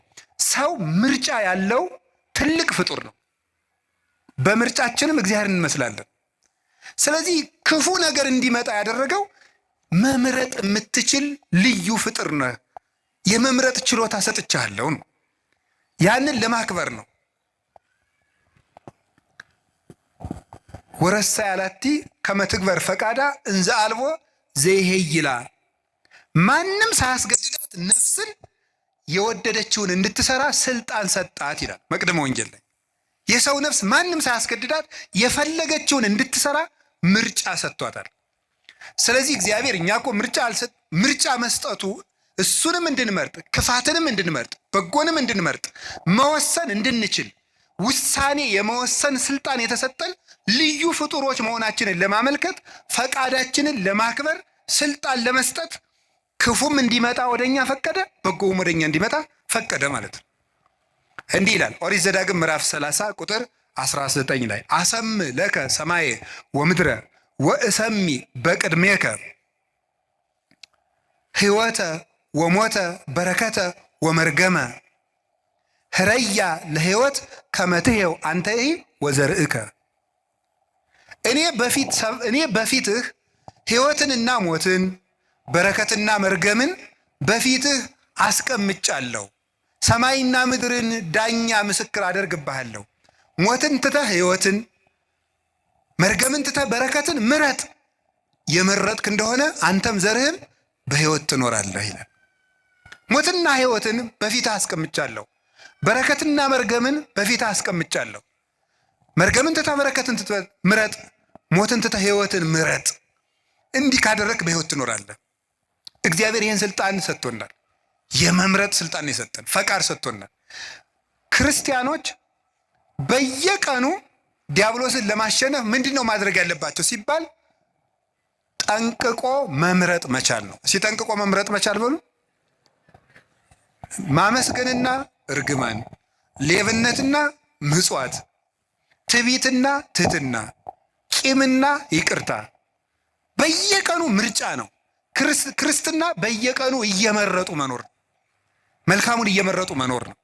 ስለዚህ ሰይጣን ለምንድን ነው የሚፈትነን ካላችሁ፣ ወይም ደግሞ ለምንድን ነው በሰይጣን እየተሸነፍን ያለን ካላችሁኝ፣ ምርጫችንን መወሰን ስላልቻልን ነው።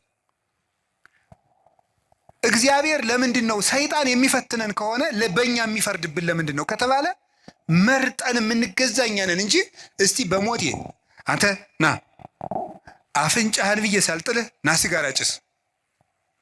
እስቲ ሰይጣን እንደዚህ ያለው ሰው አለ? አንተ ጆሮን ሳልልህ ና ስከር ያላችሁ አለ? ሰይጣን ተገልጦ አንተ በሰይፍ ሳልልህ ና ዘሙት ያለው ሰው አለ? የለም። ወደን መርጠን ነው። ሰይጣን ነው እንጂ እንደሚያደርገኝ ሰይጣን አይደለም። ራሳችንን ምርጫችን ነው። ሰይጣን አቅራቢ ነው፣ እኛ መራጮች ነን። እግዚአብሔር ደግሞ እንድንመርጥ ያደረገን ክብር ሰጥቶን ነው። እስቲ መርጣችሁ ኑሩ። ሰምታችኋል አይደለም?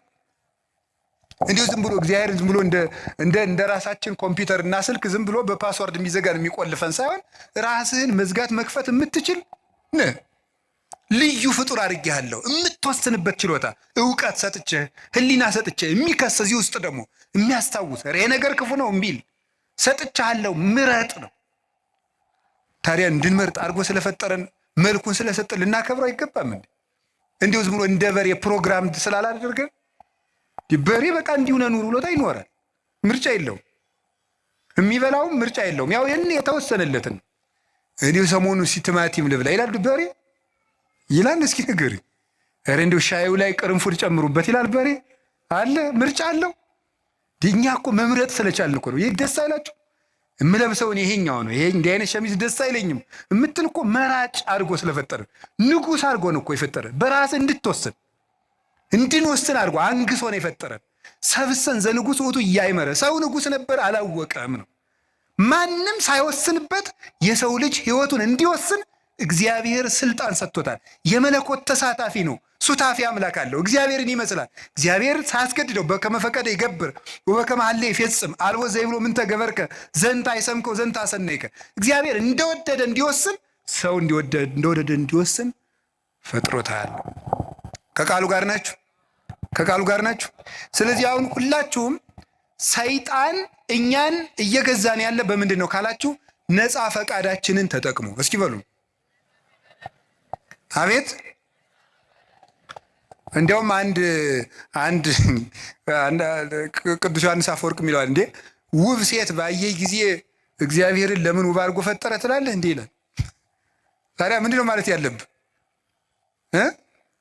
የራስህን ፈቃድ ተቆጣጠር እንጂ እግዚአብሔር ለምን ውብ አድርጎ ፈጠረ ትላለህ እንዴ?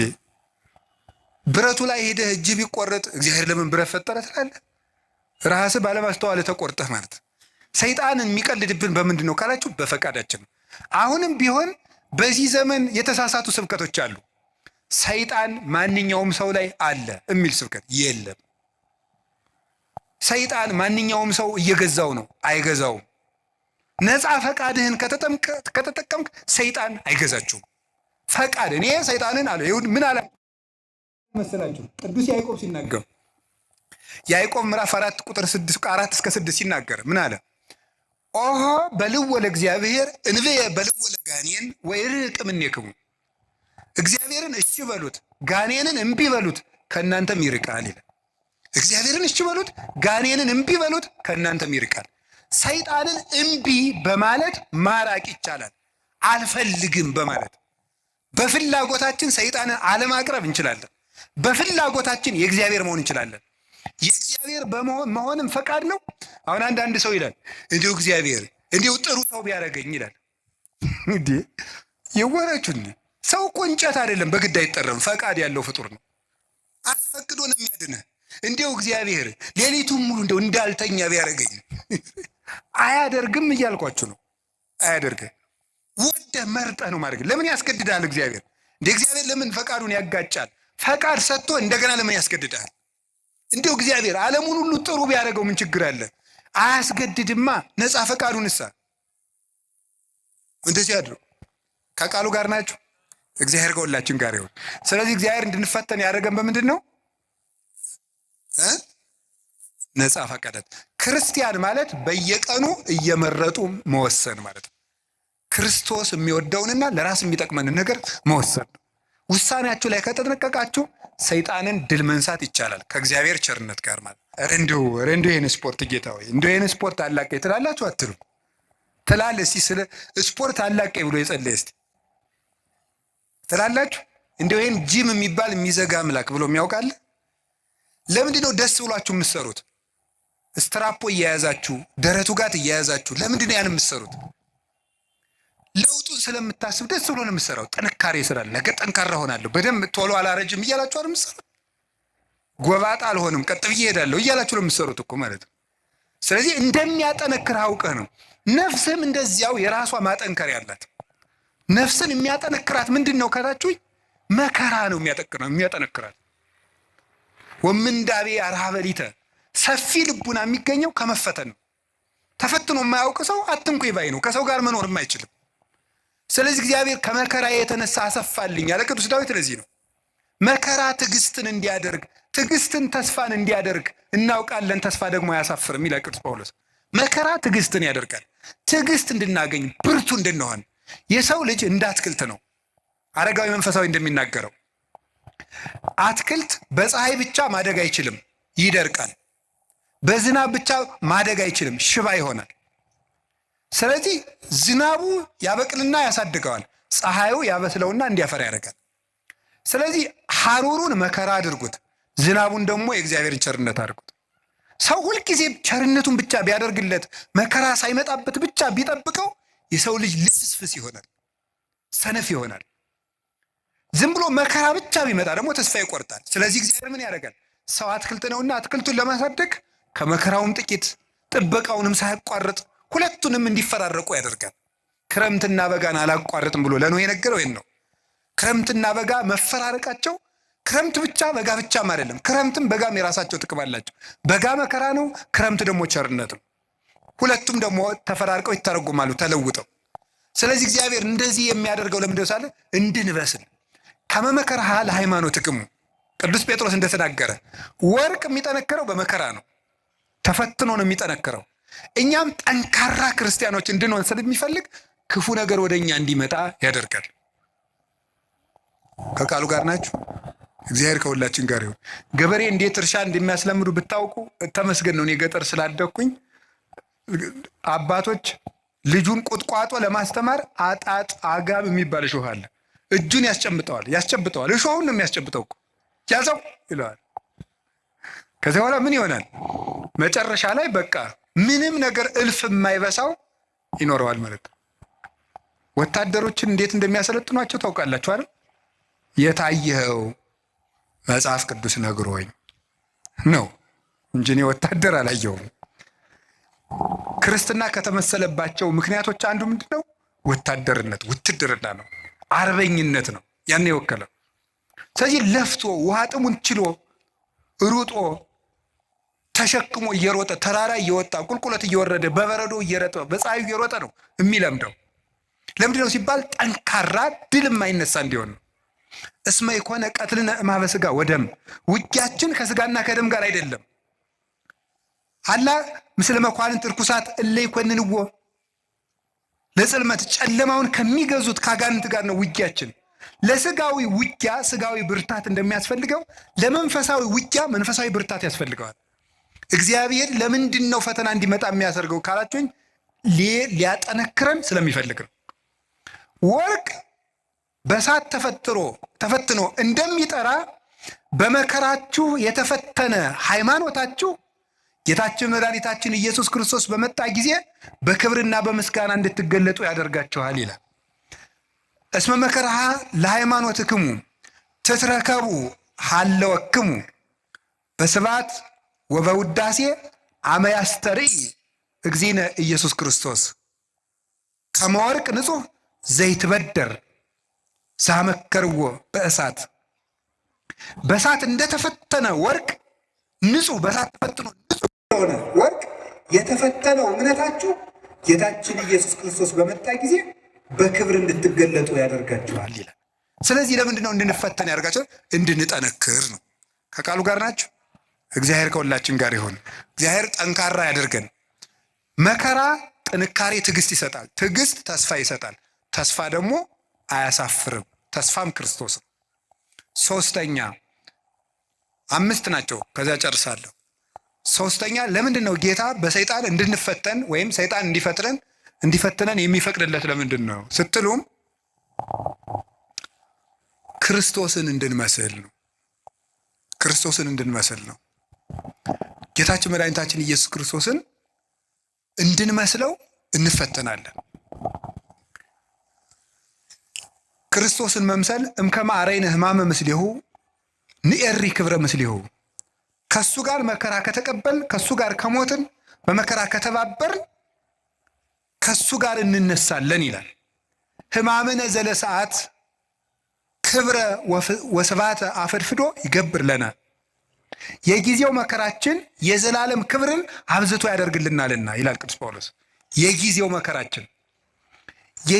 መከራችን የሚለውን ፊሊጎስ የተባለ ሊቅ የሰዓት መከራችን ብሎ ያነባዋል። ለምን ነው ቅዱስ ጳውሎስ ስለ ክርስቶስ የምንቀበለው መከራ የሰዓት ያለው?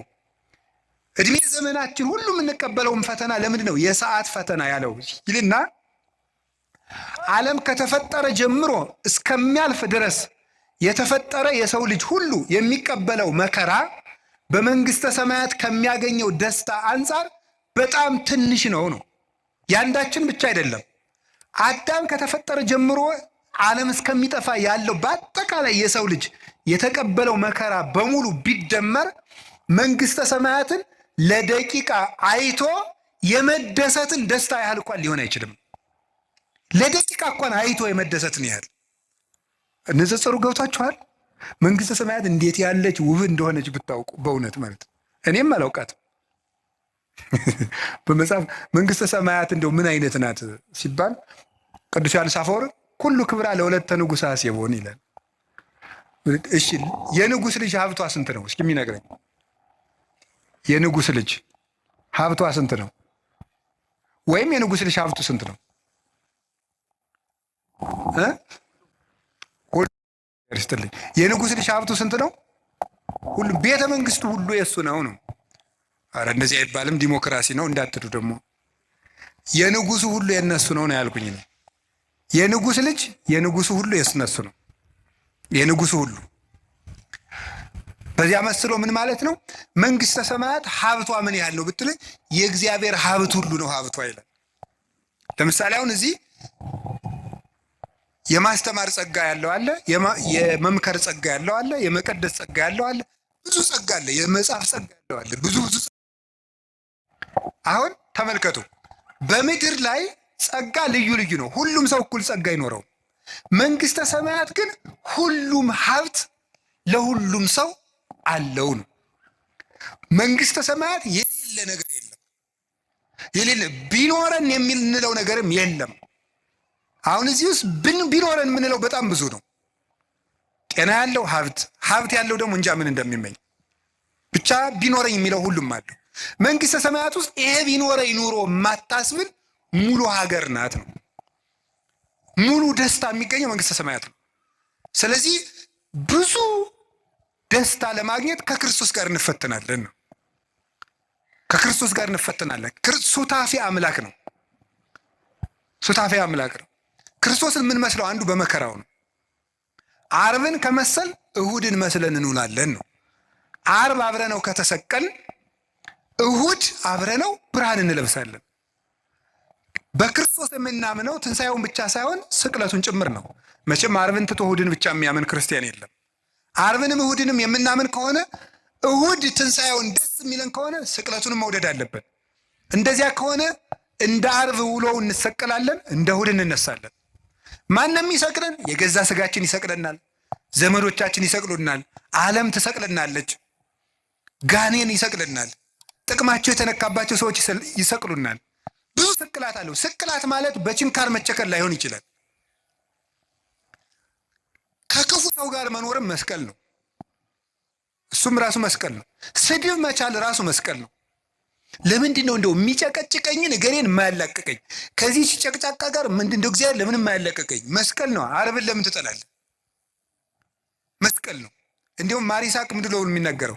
ከባልንጀራው ስድብን የሚናገር ሰው የክርስቶስን መስቀል በዕለተ ዓርብን ተገኝቶ እንደተሸከመ ይቆጠርለታል። ስድብ የሚታገሰው ባልንጀራው ሲሰድበው ዝም ብሎ የሚሄድ ሰው እንግዲህ ክርስቶስ ክንድ ሙሉ ችንካር ከታገሰ የወንድምህን የሚጠሉትን አይሁድ ችንካር ከታገሰ የወዳጅህን ስድብ እንዴት አትታገስም ነው። እንዲያውም ቅዱስ ዮሐንስ አፈወርቅ የሚለው ወዳጆች ጠላቶቻችሁን ውደዱ ብሎ ቢያዘን ወዳጆቻችንን ጠልተን እንዲያው ምን ይበጀን ይሆን ይላል። ጠላቶቻችሁን ውደዱ ብሎ አዘዞን፣ ወዳጆቻችንን ጠልተንማ ምን እንመልስለታለን ይል። እስቲ እግዚአብሔር ያሳየን። የሚረግሟችሁን መርቁ ብሎ ሰው ሚስቱን መውደድ ካቃተው፣ ባሏን መውደድ ካቃታት፣ እማያምኑትን ውደዱ ተብሎን ክርስቲያን መውደድ ካቃተን እንዴት ብለን ነው አሁን ለክርስቶስ የምንመልስለት? ስለዚህ መስቀል መውደድ ማለት ተከብረን፣ ሰው አይንካን፣ ማንም አይናገረን፣ ተደምጠን እንኑር፣ አንቆንጠጥ። እንዴ አንድ ባይታው ያሉ ነው የተባለው አባ ቤት እንደው ጸልዩልኝ፣ ምን ብዬ ልጸልይልህ? እንዲው ቢናገሯት መሬት የሆነች እሺ፣ ምንም በቃ እንደው ጥበበኛ የሆነች እሺ፣ ሰርታ የማትታክት እሺ፣ ያዘዟትን የምትሰራ እሺ፣ አንድ ነገር የማትቀየም እሺ፣ ንግግሯ ለስላሳ እሺ፣ መልኳ የቀረሽ የማትባል ሚስት ስጠኝ ብለው ይጸልዩልኝ። እንዴ እንደዚህ ያሉ ሰዎች ቢኖሩ እኛ ስንመነኩስ ነበር አሉት አሉ።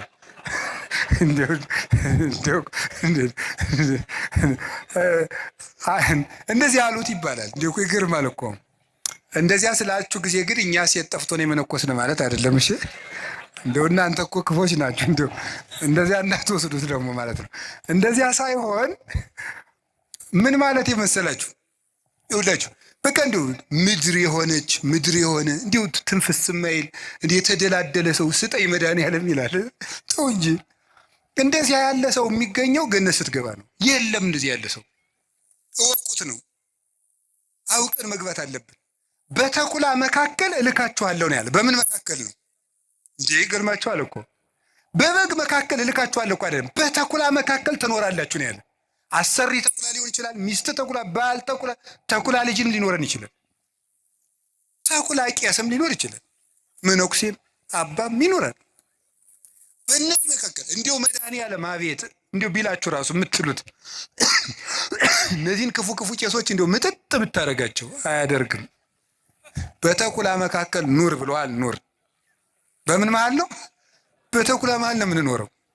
እንዲሁ ጌታ ሆይ ቸር አባት ስጠን፣ እነዚህን ክፎች አጥፍተን። አያጠፋም።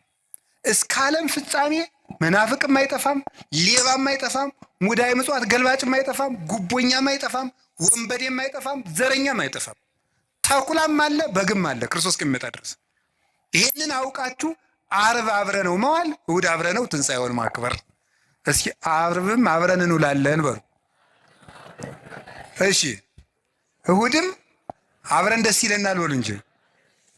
ዓርብ አብረነው እንቀበራለን በሉ። እሑድ አብረነው እንነሳለን። እስቲ ዓርብን ተወዷታላችሁ? ስቅለትን ተወዷታላችሁ? በጣም ጥሩ።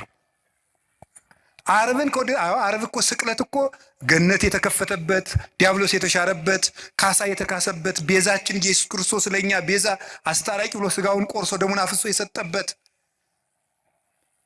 ማእከለ ሰማይ ወምድር ሆኖ ምድርና ሰማያትን በሙሉ የቀደሰበት ቀን ነው። ዓርብን ከወደዳችሁት ከጎረቤትም ከልጅም ከቤተሰብም ከዚህ ዓለም ሲስተምም ከባለስልጣንም ከምን የምንቀበለው መከራ ሁሉ ዓርብን መሳተፍ ስላለብን ነው። ክርስቲያኖች ይሄንን ሱታፌ ሊያመልጠን አይገባም። እንዲያውም መንግስተ ሰማያት ከዮሐንስ መጥምቅ እስከ ዛሬ ተገፍታለች አለና ምንድን ያለ? ግፏን የተማሰጥዋ ግፈኞች ይነጣጠቋታል ይላል። ይህን ምን ይላሉ? መከራ አይለፈን ብለው ልክ የተራቡ ሰዎች የሚወዱትን ምግብ እየተነጣጠቁ የሚመሩት መከራውን እየተነጣጠቁ ትሩፋቱን የሚሰሩት ናቸው። እነ ቅዱስ ፋሲለደስ እኮ ምንድን ነው ያሉት መስላችሁ? ይሄ ዲዮቅልጥያኖስን እንዲህ አሉት፣ እኛ ክርስቶስ እናምናለን አለ። አንተ ታምናለህ? አታምንም? አናምንም። አላምንም አለ። ከዚያ ምን አሉት መሰላችሁ? ክርስቶስን የሚያምንን ሰው የምትገል ሰው አይደለህ፣ እኛን የማትገለን ከሆንን አንተን እንገላለን አሉት።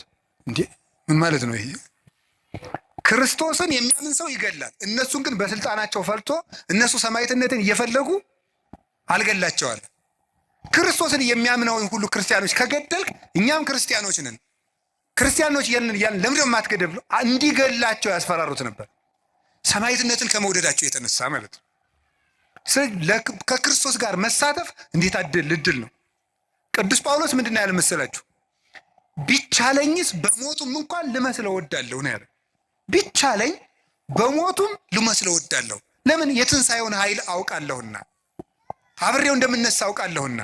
ስለዚህ ምንም ነገር በሽታ ሊሆን ይችላል፣ ማጣት ሊሆን ይችላል፣ እንግልት ሊሆን ይችላል፣ መገፋት ሊሆን ይችላል፣ ስም መጥፋት ሊሆን ይችላል። ዓርብ ነው።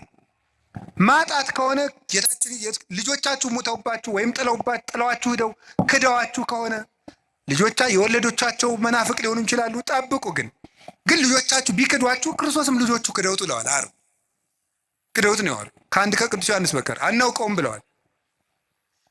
አታችሁ ከሆነ ክርስቶስም ልብሱን አጥቶ ተገፎ ነው ያዋል። ስማችሁ ተጠፍቶ ከሆነ ክብር ምስጋና ይገውና ወንበኔ ሲባል ሲሰደብ ነው ያዋል። ስሙ የሱ ስም ሲሰደብ ውሏል። ቆስላችሁት ከሆነ የማይድን በሽታ ይዟችሁ ከሆነ እሱ ሲቆስል ነው አለው።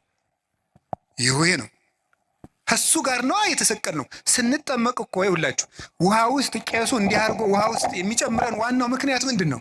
ከክርስቶስ ጋር ተቀብረናል ማለት ነው። ብቅ የሚያደርገን ደግሞ ከክርስቶስ ጋር ተነስተናል። ከክርስቶስ ጋር ሱታፌ ነው እና ቅዱስ ጊዮርጊስ ያለው ምንድን ነው? መከራህን ስላሳተፍከኝ አመሰግናለሁ ነበር የሚለው። አንድ መከራ ተቀብሎ ሲጨርስ፣ ቅድስት አርሴማ በእሳት ውስጥ ስተወርውራ ስትጨርስ፣ አንበሳ ተወርውራ ገርፈዋት ደብድበዋ ሲጨርሱ ጌታዬ ኢየሱስ ክርስቶስ መከራህን ስላሳተፍከኝ አመሰግናለሁ። አቡነ ተክለ ሃይማኖት የምታርፍበት ጊዜ ደርሷል ሲላቸው ጌታ መጥቶ ጌታዬ ኢየሱስ ክርስቶስ የምትወደኝ ከሆነ የዕለተ ዓርብ ውሎህን እንደ ቅዱስ ጊዮርጊስ አሳትፈኝ ነው ያሉት። ይህንን ተሳትፍ ሱታፌ ይፈልጉታል። ከክርስቶስ ጋር የሞተ ዘሐመ ምስለ ክርስቶስ ይነግስ ምስለ ክርስቶስ፣ ከክርስቶስ ጋር የታመመ ከክርስቶስ ጋር ይነግሳል ይላል ርቱዐ ሃይማኖት። ይህንን ለማድረግ ነው ጌታ መከራ እንድንቀበል ያደርገን። መከራውን አሳትፎ ትዕግስቱን አድሎ ትንሣኤውንም ያድለን መድኃኔዓለም። አራተኛ ነው ሶስተኛ ነው? አራተኛ ዲያብሎስ አቅም እንደሌለው ለማሳየት ነው እንዲፈትነን የሚፈቅድለት። ምንድን ነው ያልኳችሁ? በሉ እንጂ አይዟችሁ። ምን እንደሌለው ለማሳየት ነው? አቅም እንደሌለው ለማሳየት ነው። ዲያብሎስ አቅም የሌለው ደካማ መሆኑን ለማሳየት ነው። አቅም የለውም። የማቴዎስ ወንጌል ምዕራፍ 16 ቁጥር 19 ላይ ሲናገር ቅዱስ ጴጥሮስም ይሎታል፣ አንተ አለት ነህ፣ በአንተ አለትነት ላይ ቤተክርስቲያኔን እሰራታለሁ ብሎታል። አንተ አለት ነህ፣ በአንተ አለትነት ላይ ቤተክርስቲያኔን እሰራታለሁ አለና ምንናል? የሲኦል ደጆችም ምን አይሏትም ነው ያለው? አይችሏትም። የሲኦል ደጆች ማለት ነው የገሃነም ደጆች አይችሏትም። ወደ ገሃነም የሚወስዱ በሮች የተባሉት አጋንንት ናቸው። በበር በኩል ወደ ቤት እንደሚገባው ወደ እሳት ቤት የሚወስዱ አጋንንት ናቸው። እነዚህ ቤተክርስቲያንን መቋቋም አይችሉም ነው። ቤተክርስቲያን ዲያብሎስ ሁሉንም አቅም ቢጠቀም ከክርስቶስ ቤተክርስቲያን በታች መሆኑን ለማሳየት ነው። ዲያብሎስ የክርስቶስን ቤተክርስቲያን ለማጥፋት ያልተጠቀመው ነገር የለም። ሁሉንም ነገር ያለውን ነገር ተጠቅሟል። ክደትን ተጠቅሟል። ናሪዎስን፣ ንስጥሮስን፣ ነሊዮንን ሌሎችንም ተጠቅሟል። ክደትን ተጠቅሟል። ስም ማጥፋትን ተጠቅሟል። ዱላን ተጠቅሟል። 12ቱን ሐዋርያት በዱላ ፈትኗቸዋል። ቶማስን ቆዳውን በማስገፈፍ፣ ቅዱስ ጴጥሮስን ዘቅዝቆ በማሰቀል፣ ቅዱስ ጳውሎስን አንገቱን በማስቆረጥ፣ ቅዱስ ዮሐንስን የፈላ በርሜል ውስጥ በመክተት፣ ቅዱስ ማትያስን እንደ አውሬ ሰው በሚበሉ ሰዎች ሀገር በመውሰድ ስጋውን ሊበሉት በመፈለግ ሁሉ አጋንንት ያደረባቸው ሰዎች በጣም ብዙ መከራ ተጠቅሟል። አሁንም የምታዩት ነው። በዘመነ ሰማዕታት 40 ዘመን ክርስቲያኖች እንዲሰቃዩ በሐዋርያውያን አበው ዘመን በሐዋርያት ዘመን ሲያልፍ በሐዋርያውያን አበው ዘመን እነ ቅዱስ አግናጢዮስ በተራበ አንበሳ እንዲበሉ በማድረግ እነ ቅዱስ ጊዮርጊስ እነ ቅዱስ ፋሲለደስ የተቀበሉትን መከራ ታውቃላችሁ።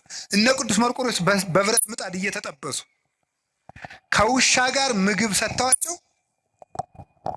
አስርበው ሰንብተው ውሻውንም አስርበው ሰዎቹንም አስርበው ክርስቲያኖችን ሰንብተው ከውሻው ጋር ምግብ አቅርበው ሊበሉ ሲሉ ውሻው እንዲነክሳቸው በማድረግ ተነክሰው እጃቸውን ሲሰበስቡ ሰው እንዲስቅባቸው በማድረግ እናንተ ለኳስ የምትሰበሰቡበት ስታዲየም በዘመነ ሰማዕታት ጊዜ ክርስቲያኖች ሲሰቃዩ እያዩ ለመሳቅ የሚሰበሰቡ ሰዎች ይሰበሰቡ ነበር። ሲሰቃዩ እያሉ ለመሳቅ ያ ሁሉ ነገር ተደርጓል። በክርስቲያኖች ላይ ያልተደረገ ገደል ውስጥ ወርውረዋቸዋል። ከአንገታቸው ድንጋይ እያሰሩ ባህር ውስጥ ጥለዋቸዋል። በመጋዝ እኩል ቀኝ እጅና ቀኝ እግር ግራጅና እግር አንድ ላይ እንዲሰነጠቁ ተደርገዋል።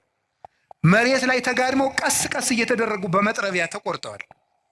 እነ ቅዱስ ቶማስ ዘመራስ ደግሞ 22 ዓመት ይችን ቆርጠው አንድ ቀን ቆርጠው ወስደው ያጤሳሉ። አንድ ቀን መሞት እኮ መታደል ነው። የቀረችውን ቆርጠው ደግሞ 22 ዓመት እየቆረጡ ሰውነቱን ለጣዖት አጢሰውታል። ይሄን ሁሉ ተጠቅሟል ቤተክርስቲያን ላይ። በዘመነ ሰማዕታት ይህ ሁሉ አለፈ። አባቶቻችን ስም በማጥፋት የጳጳሳትን ስም በማጥፋት የሊቃውንትን ስም በማጥፋት ለምሳሌ ቅዱስ አትናቴዎስን ሰውን እጁን ቆርጧል ብለውታል። ቅዱስ ቄርሎስን ሰው አስገድሏል ብለውታል። ቅዱስ ጢሞቴዎስን አንዲት ሴተኛ ዳሪ የሐሰት ምስክር አምጥተው ወልዶብኛል እንድትል አድርገዋል። ከኔ ወልዷል ብላ እንድትመሰክር ሳታውቀው እኮ ነው። ጢሞቴዎስ የሚባለው ጳጳስ ከኔ ወልዷል በይ ተባለች። አይ እሺ አለች፣ ተጠርታች። አንደኛው ሊቀ ጳጳስ መጣና እኔ ጢሞቴዎስ ነኝ ብሎ ስለማታውቀው እኔ ጢሞቴዎስ ነኝ ከአንቺ የወለድኩ አዎ አለች። ሌላውን ሰው ነው ሌላውን ጳጳስ እንዴት ስም በማጥፋት ሁሉንም ነገር አድርገዋል። የእኛ ቤተክርስቲያንም የተጠቀመች የደረሰባን ታውቃላችሁ። በግራኝ ጊዜ የደረሰውን በዮዲት ጊዜ የደረሰውን የ40 ዓመት መከራ፣ ሚስዮናውያን ያደረሱት መከራ፣ በአፄ ሱስንዮስ የደረሰብን መከራ፣ በዘመነ መሳፍንት የደረሰብን መከራ፣ አሁንም ቤተክርስቲያን የምትቀበለው መከራ፣ የሁሉ ስቃይ ይደርስብን። ቤተክርስቲያን ስሟ ይጠፋል። ያሰኘው በታሪክ ይቀቅላታል። በታሪክ ጨቋኝ ነበረች ይላታል። ያሰኘው ደግሞ ይገፋታል። ያሰኘው ይተቻታል። ያሰኘው ይሰድባታል። ያሰኘው ይበላታል። ያሰኘው ያምጽባታል። ያሰኘው ይዋሽባታል። የፈለገውን ያደርጋል። እግዚአብሔር ይመስገን ቤተክርስቲያን እስከዛሬ ያለች። ምክንያቱም ዲያብሎስ ከእግዚአብሔር መንግስት በታች መሆኑን ለማሳየት የእግዚአብሔር መንግስት ደግሞ ማን ናት? ቤተክርስቲያን ናት። ቤተክርስቲያን የእግዚአብሔር መንግስት ናት። የዲያብሎስ ሁሉም አቅም የእግዚአብሔርን መንግስት መቃወም እንደማይችል ለማሳየት ነው። አሁን ዲያብሎስ ሁሉንም ይጠቀማል። ኃጢአትን ይጠቀማል፣ ፖለቲካን ይጠቀማል፣ ዘረኝነትን ይጠቀማል፣ ጭፈራውን ይጠቀማል፣ ሁሉን ነገር ይጠቀማል የእግዚአብሔር መንግስት ለማውጋት። የእግዚአብሔር መንግስት ግን ከዲያብሎስ ከሁሉም ውጊያ በላይ ነው። ሰውን ብትዋጋ ወይ ታሸንፈዋለህ ወይ ያሸንፋል። እግዚአብሔርን ብትዋጋ ግን ትጠፋለህ፣ ትሸነፋለህ እንጂ አታሸንፈውም ብሏል ቅዱስ ዮሐንስ አፈወርቅ። እግዚአብሔር ይህን ለማስተማር ዲያብሎስ ከሰው አቅም በታች መሆኑን ለማሳየት እንዲፈትነን ይፈቅድለታል። አንድ ነገር ግን ልንገራችሁ፣ ዲያብሎስ ቤተ ክርስቲያንን አያጠፋትም ማለት እኛ እንጠፋም ማለት እንዳይመስላችሁ። ቤተ ክርስቲያን ማለት ቅድስት የክርስቶስ አካል ናት። አሁን ለምሳሌ የኢትዮጵያ ኦርቶዶክስ ተዋሕዶ ቤተክርስቲያን ሁሉም ምዕመናን በሙሉ ቢያልቁ ቤተክርስቲያን ጠፋች አይባልም። ቤተክርስቲያን የምትባለው የህንድም የሶሪያም የአርመንም ይችም የግብፅም ነው። እነዚህ ሁሉ ቢያልቁ የማትታየው ቤተክርስቲያን አለች። ሩጫቸውን የጨረሱት ያቺ ቤተክርስቲያን አለች። ቤተክርስቲያን አጠፋም ማለት ይሄንን የሚያመለክት ነው። እና ቤተክርስቲያን አጠፋ የሚባለው በዲያብሎስ ሐሳብ ሳይሸነፉ የእግዚአብሔርን ሐሳብ አገልግለው የሚሞቱ ወዳጆቹን ሲመለከት የሚናገር ነው። ለእኛ ሲሆን ደግሞ እናንተም ከፈቀዳችሁ ነፃ ፈቃዳችሁን ከተጠቀማችሁ ዲያብሎስ ከእናንተ በታች ነው ለማለት ነው። ከማን በታች ነው? በሉ ንገሩኝ እንጂ ከማን በታች? ከዲያብሎስ በታች። ከዲያብሎስ በታች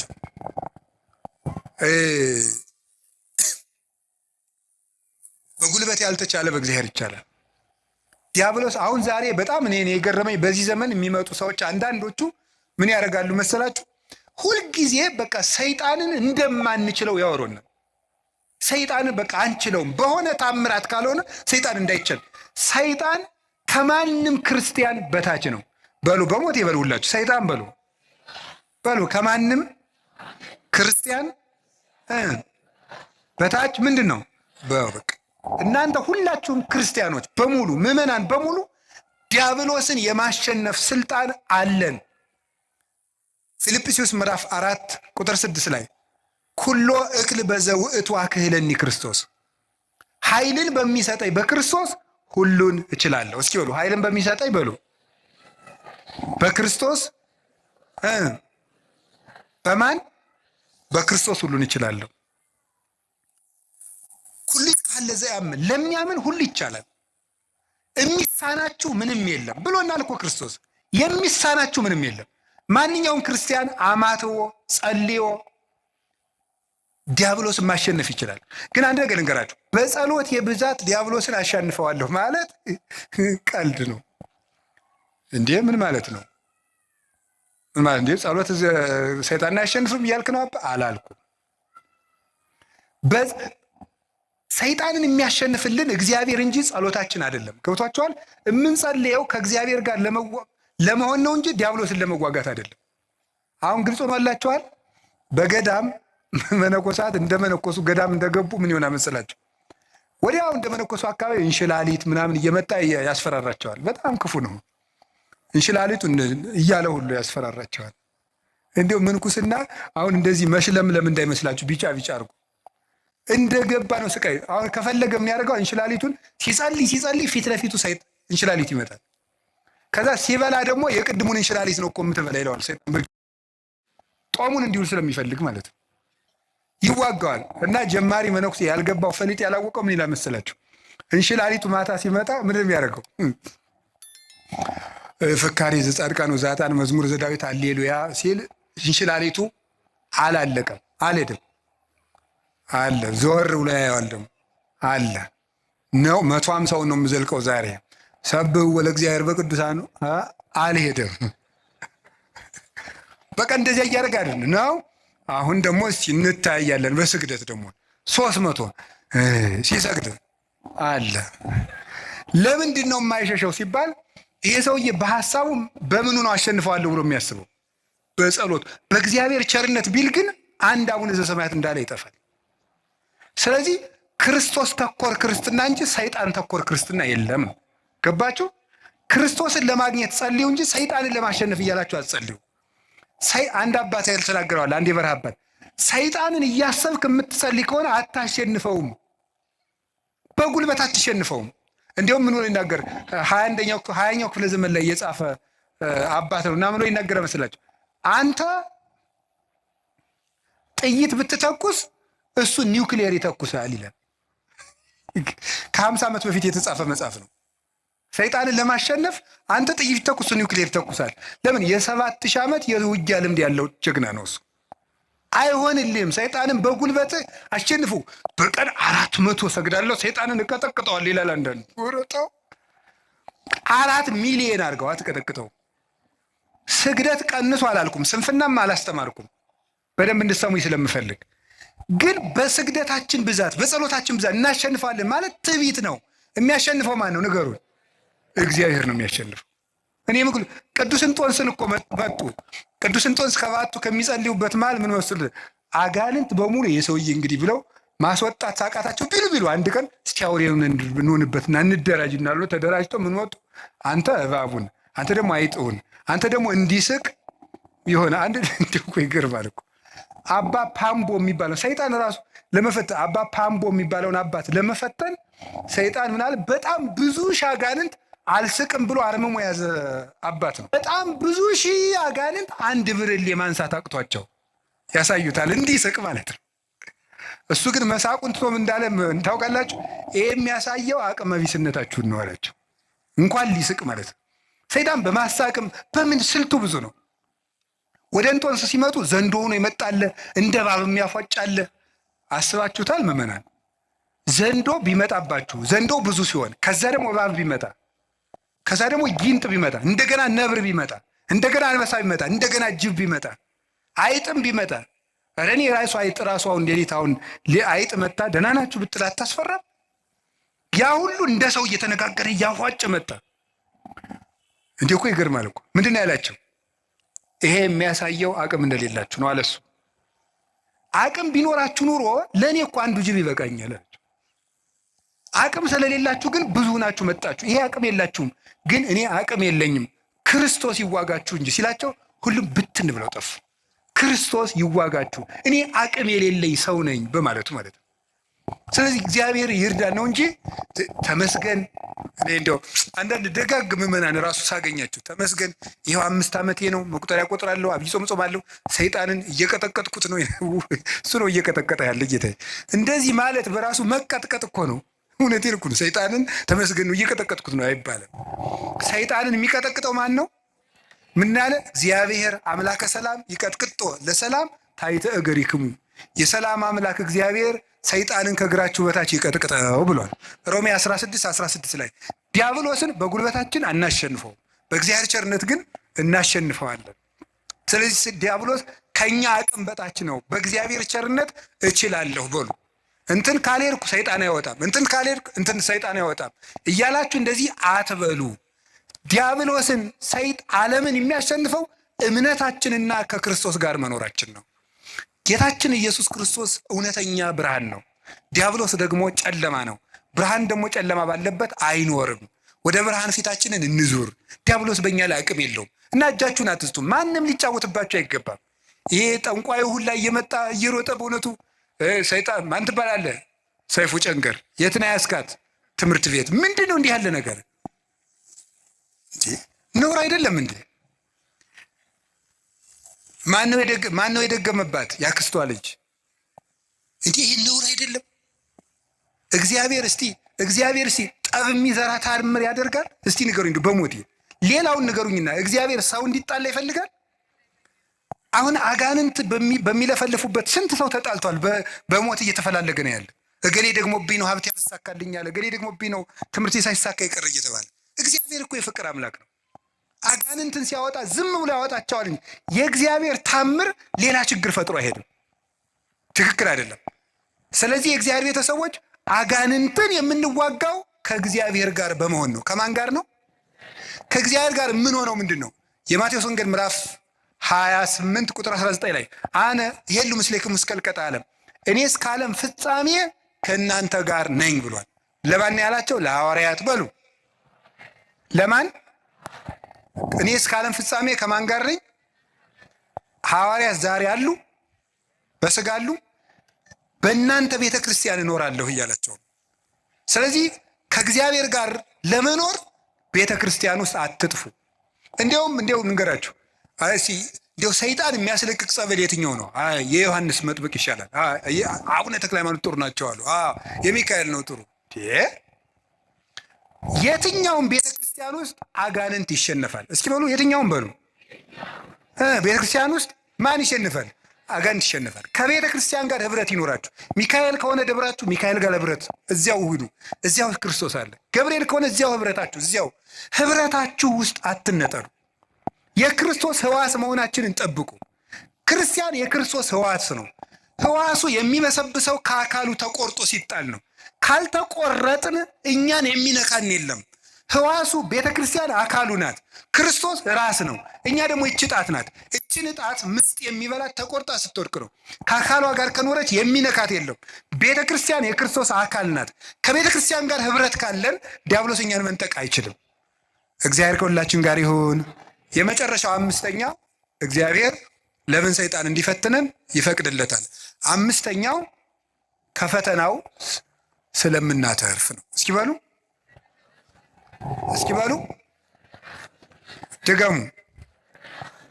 ስለምናተርፍ ወይም ደግሞ ምን ስለምናገኝበት ይመስላችኋል? ጸጋ ስለምናገኝበት ማለት ነው። ጸጋ ስለምናገኝበት አንድ ሁለት ነገሮችን ልጠቁምና ልጨርስ እዚሁ ሀሳብ ላይ። ለምሳሌ እግዚአብሔር ዲያብሎስ ኢዮብን ልፈትነው ሲለው ምን አደረጉ? ፈቀደለት? ከለከሉ? በሉ ንገሩኝ እንጂ። ፈቀደለት። ምኑን ፈተነው? ገንዘቡን ጨረሰበት። ከዛ ቀጥሎ ምኑን ጨረሰበት? ልጆቹን ጨረሰበት። ከዛ ቀጥሎ ምኑን? አካሉን። ሶስቱንም ነው ያጣ። ገንዘቡንም አጣ። ሰው እኮ ገንዘብ ቢያጣ ልጆቹ ሰርተው ይሰጡታል። ልጅ ቢያጣ ራሱ ሰርቶ ይበላል። ኢዮብ ሶስቱንም ነው ያጣ። ልጅም አጣ፣ ገንዘብ ማጣ፣ ገንዘብ የሚያመጣ ልጅም አጣ፣ ሰርቶ የሚኖርበት ጉልበትም አጣ። ሶስቱንም አጣ። ዲያብሎስ ያን ሁሉ ሲነሳው እግዚአብሔር ዝም አለ። መጨረሻ ላይ ግን ከ7 ዓመት ፈተና በኋላ እግዚአብሔር እጥፍ ልጅ እጥፍ ከብት እድሜም ጨምሮ ሰጠው ይላል። ማሪሳቅ ይላል እስመ እግዚአብሔር ሎቱ ስብሐት በይንታ ብዝሃ ጸጋሁ ያበዋ ለነፍስ ውስተ ኩሉ ጻዕረ ምንዳቤ። እግዚአብሔር ክብር ምስጋና ይግባውና ለነፍስ ስለሚሰጣት ብዙ ጸጋ ሲባል ሰውነትን ወደ ብዙ መከራ እንዲገባ ያደርጋል። እንድናተርፍበት ነው። ጸጋ እንድናተርፍ ነው። የመጀመሪያው ነፍሳችን እናተርፋታለን፣ ስጋችን እናተርፋለን። ምናልባት ከፈተና እንግዲህ እግዚአብሔር መሸለመኝ እንዳትሉ፣ ሽልማቱ ወይ ጊዜ ያለው ካልተሸለማችሁበት ደግሞ በነፍስ ሸልሟቸዋል ማለት ነው። ይህን ነው መረዳት የሚገባው። ቅዱስ ጳውሎስ ታሞ ነበረ። ታሞ እግዚአብሔር አድነኝ አስተብቋይ ክወለ ጊዜ የስልሰ ጌታዬን 3 ጊዜ ፈውሰኝ አልኩት አለ። ከፍተኛ ራስ ምታትና ውጋት ነበረበት። ሌት ድንኳን እየሰፋ ቀን ሙሉ የሚያስተምረው ቅዱስ ጳውሎስ ምንድን ነው ያለው መሰላችሁ? ጌታዬ ፈውሰኝ አለው። ምንድን ነው ያለው? ፈውሰኝ ሲለው ጌታ ምንድን ነው ያለው? የአክለከ ጸጋዬ፣ ጸጋዬ ይበቃሃል አለው። ምን ይበቃል ነው ያለው? ጸጋዬ ይበቃል። የሰጠው ጸጋ ብዙ ነው አለው።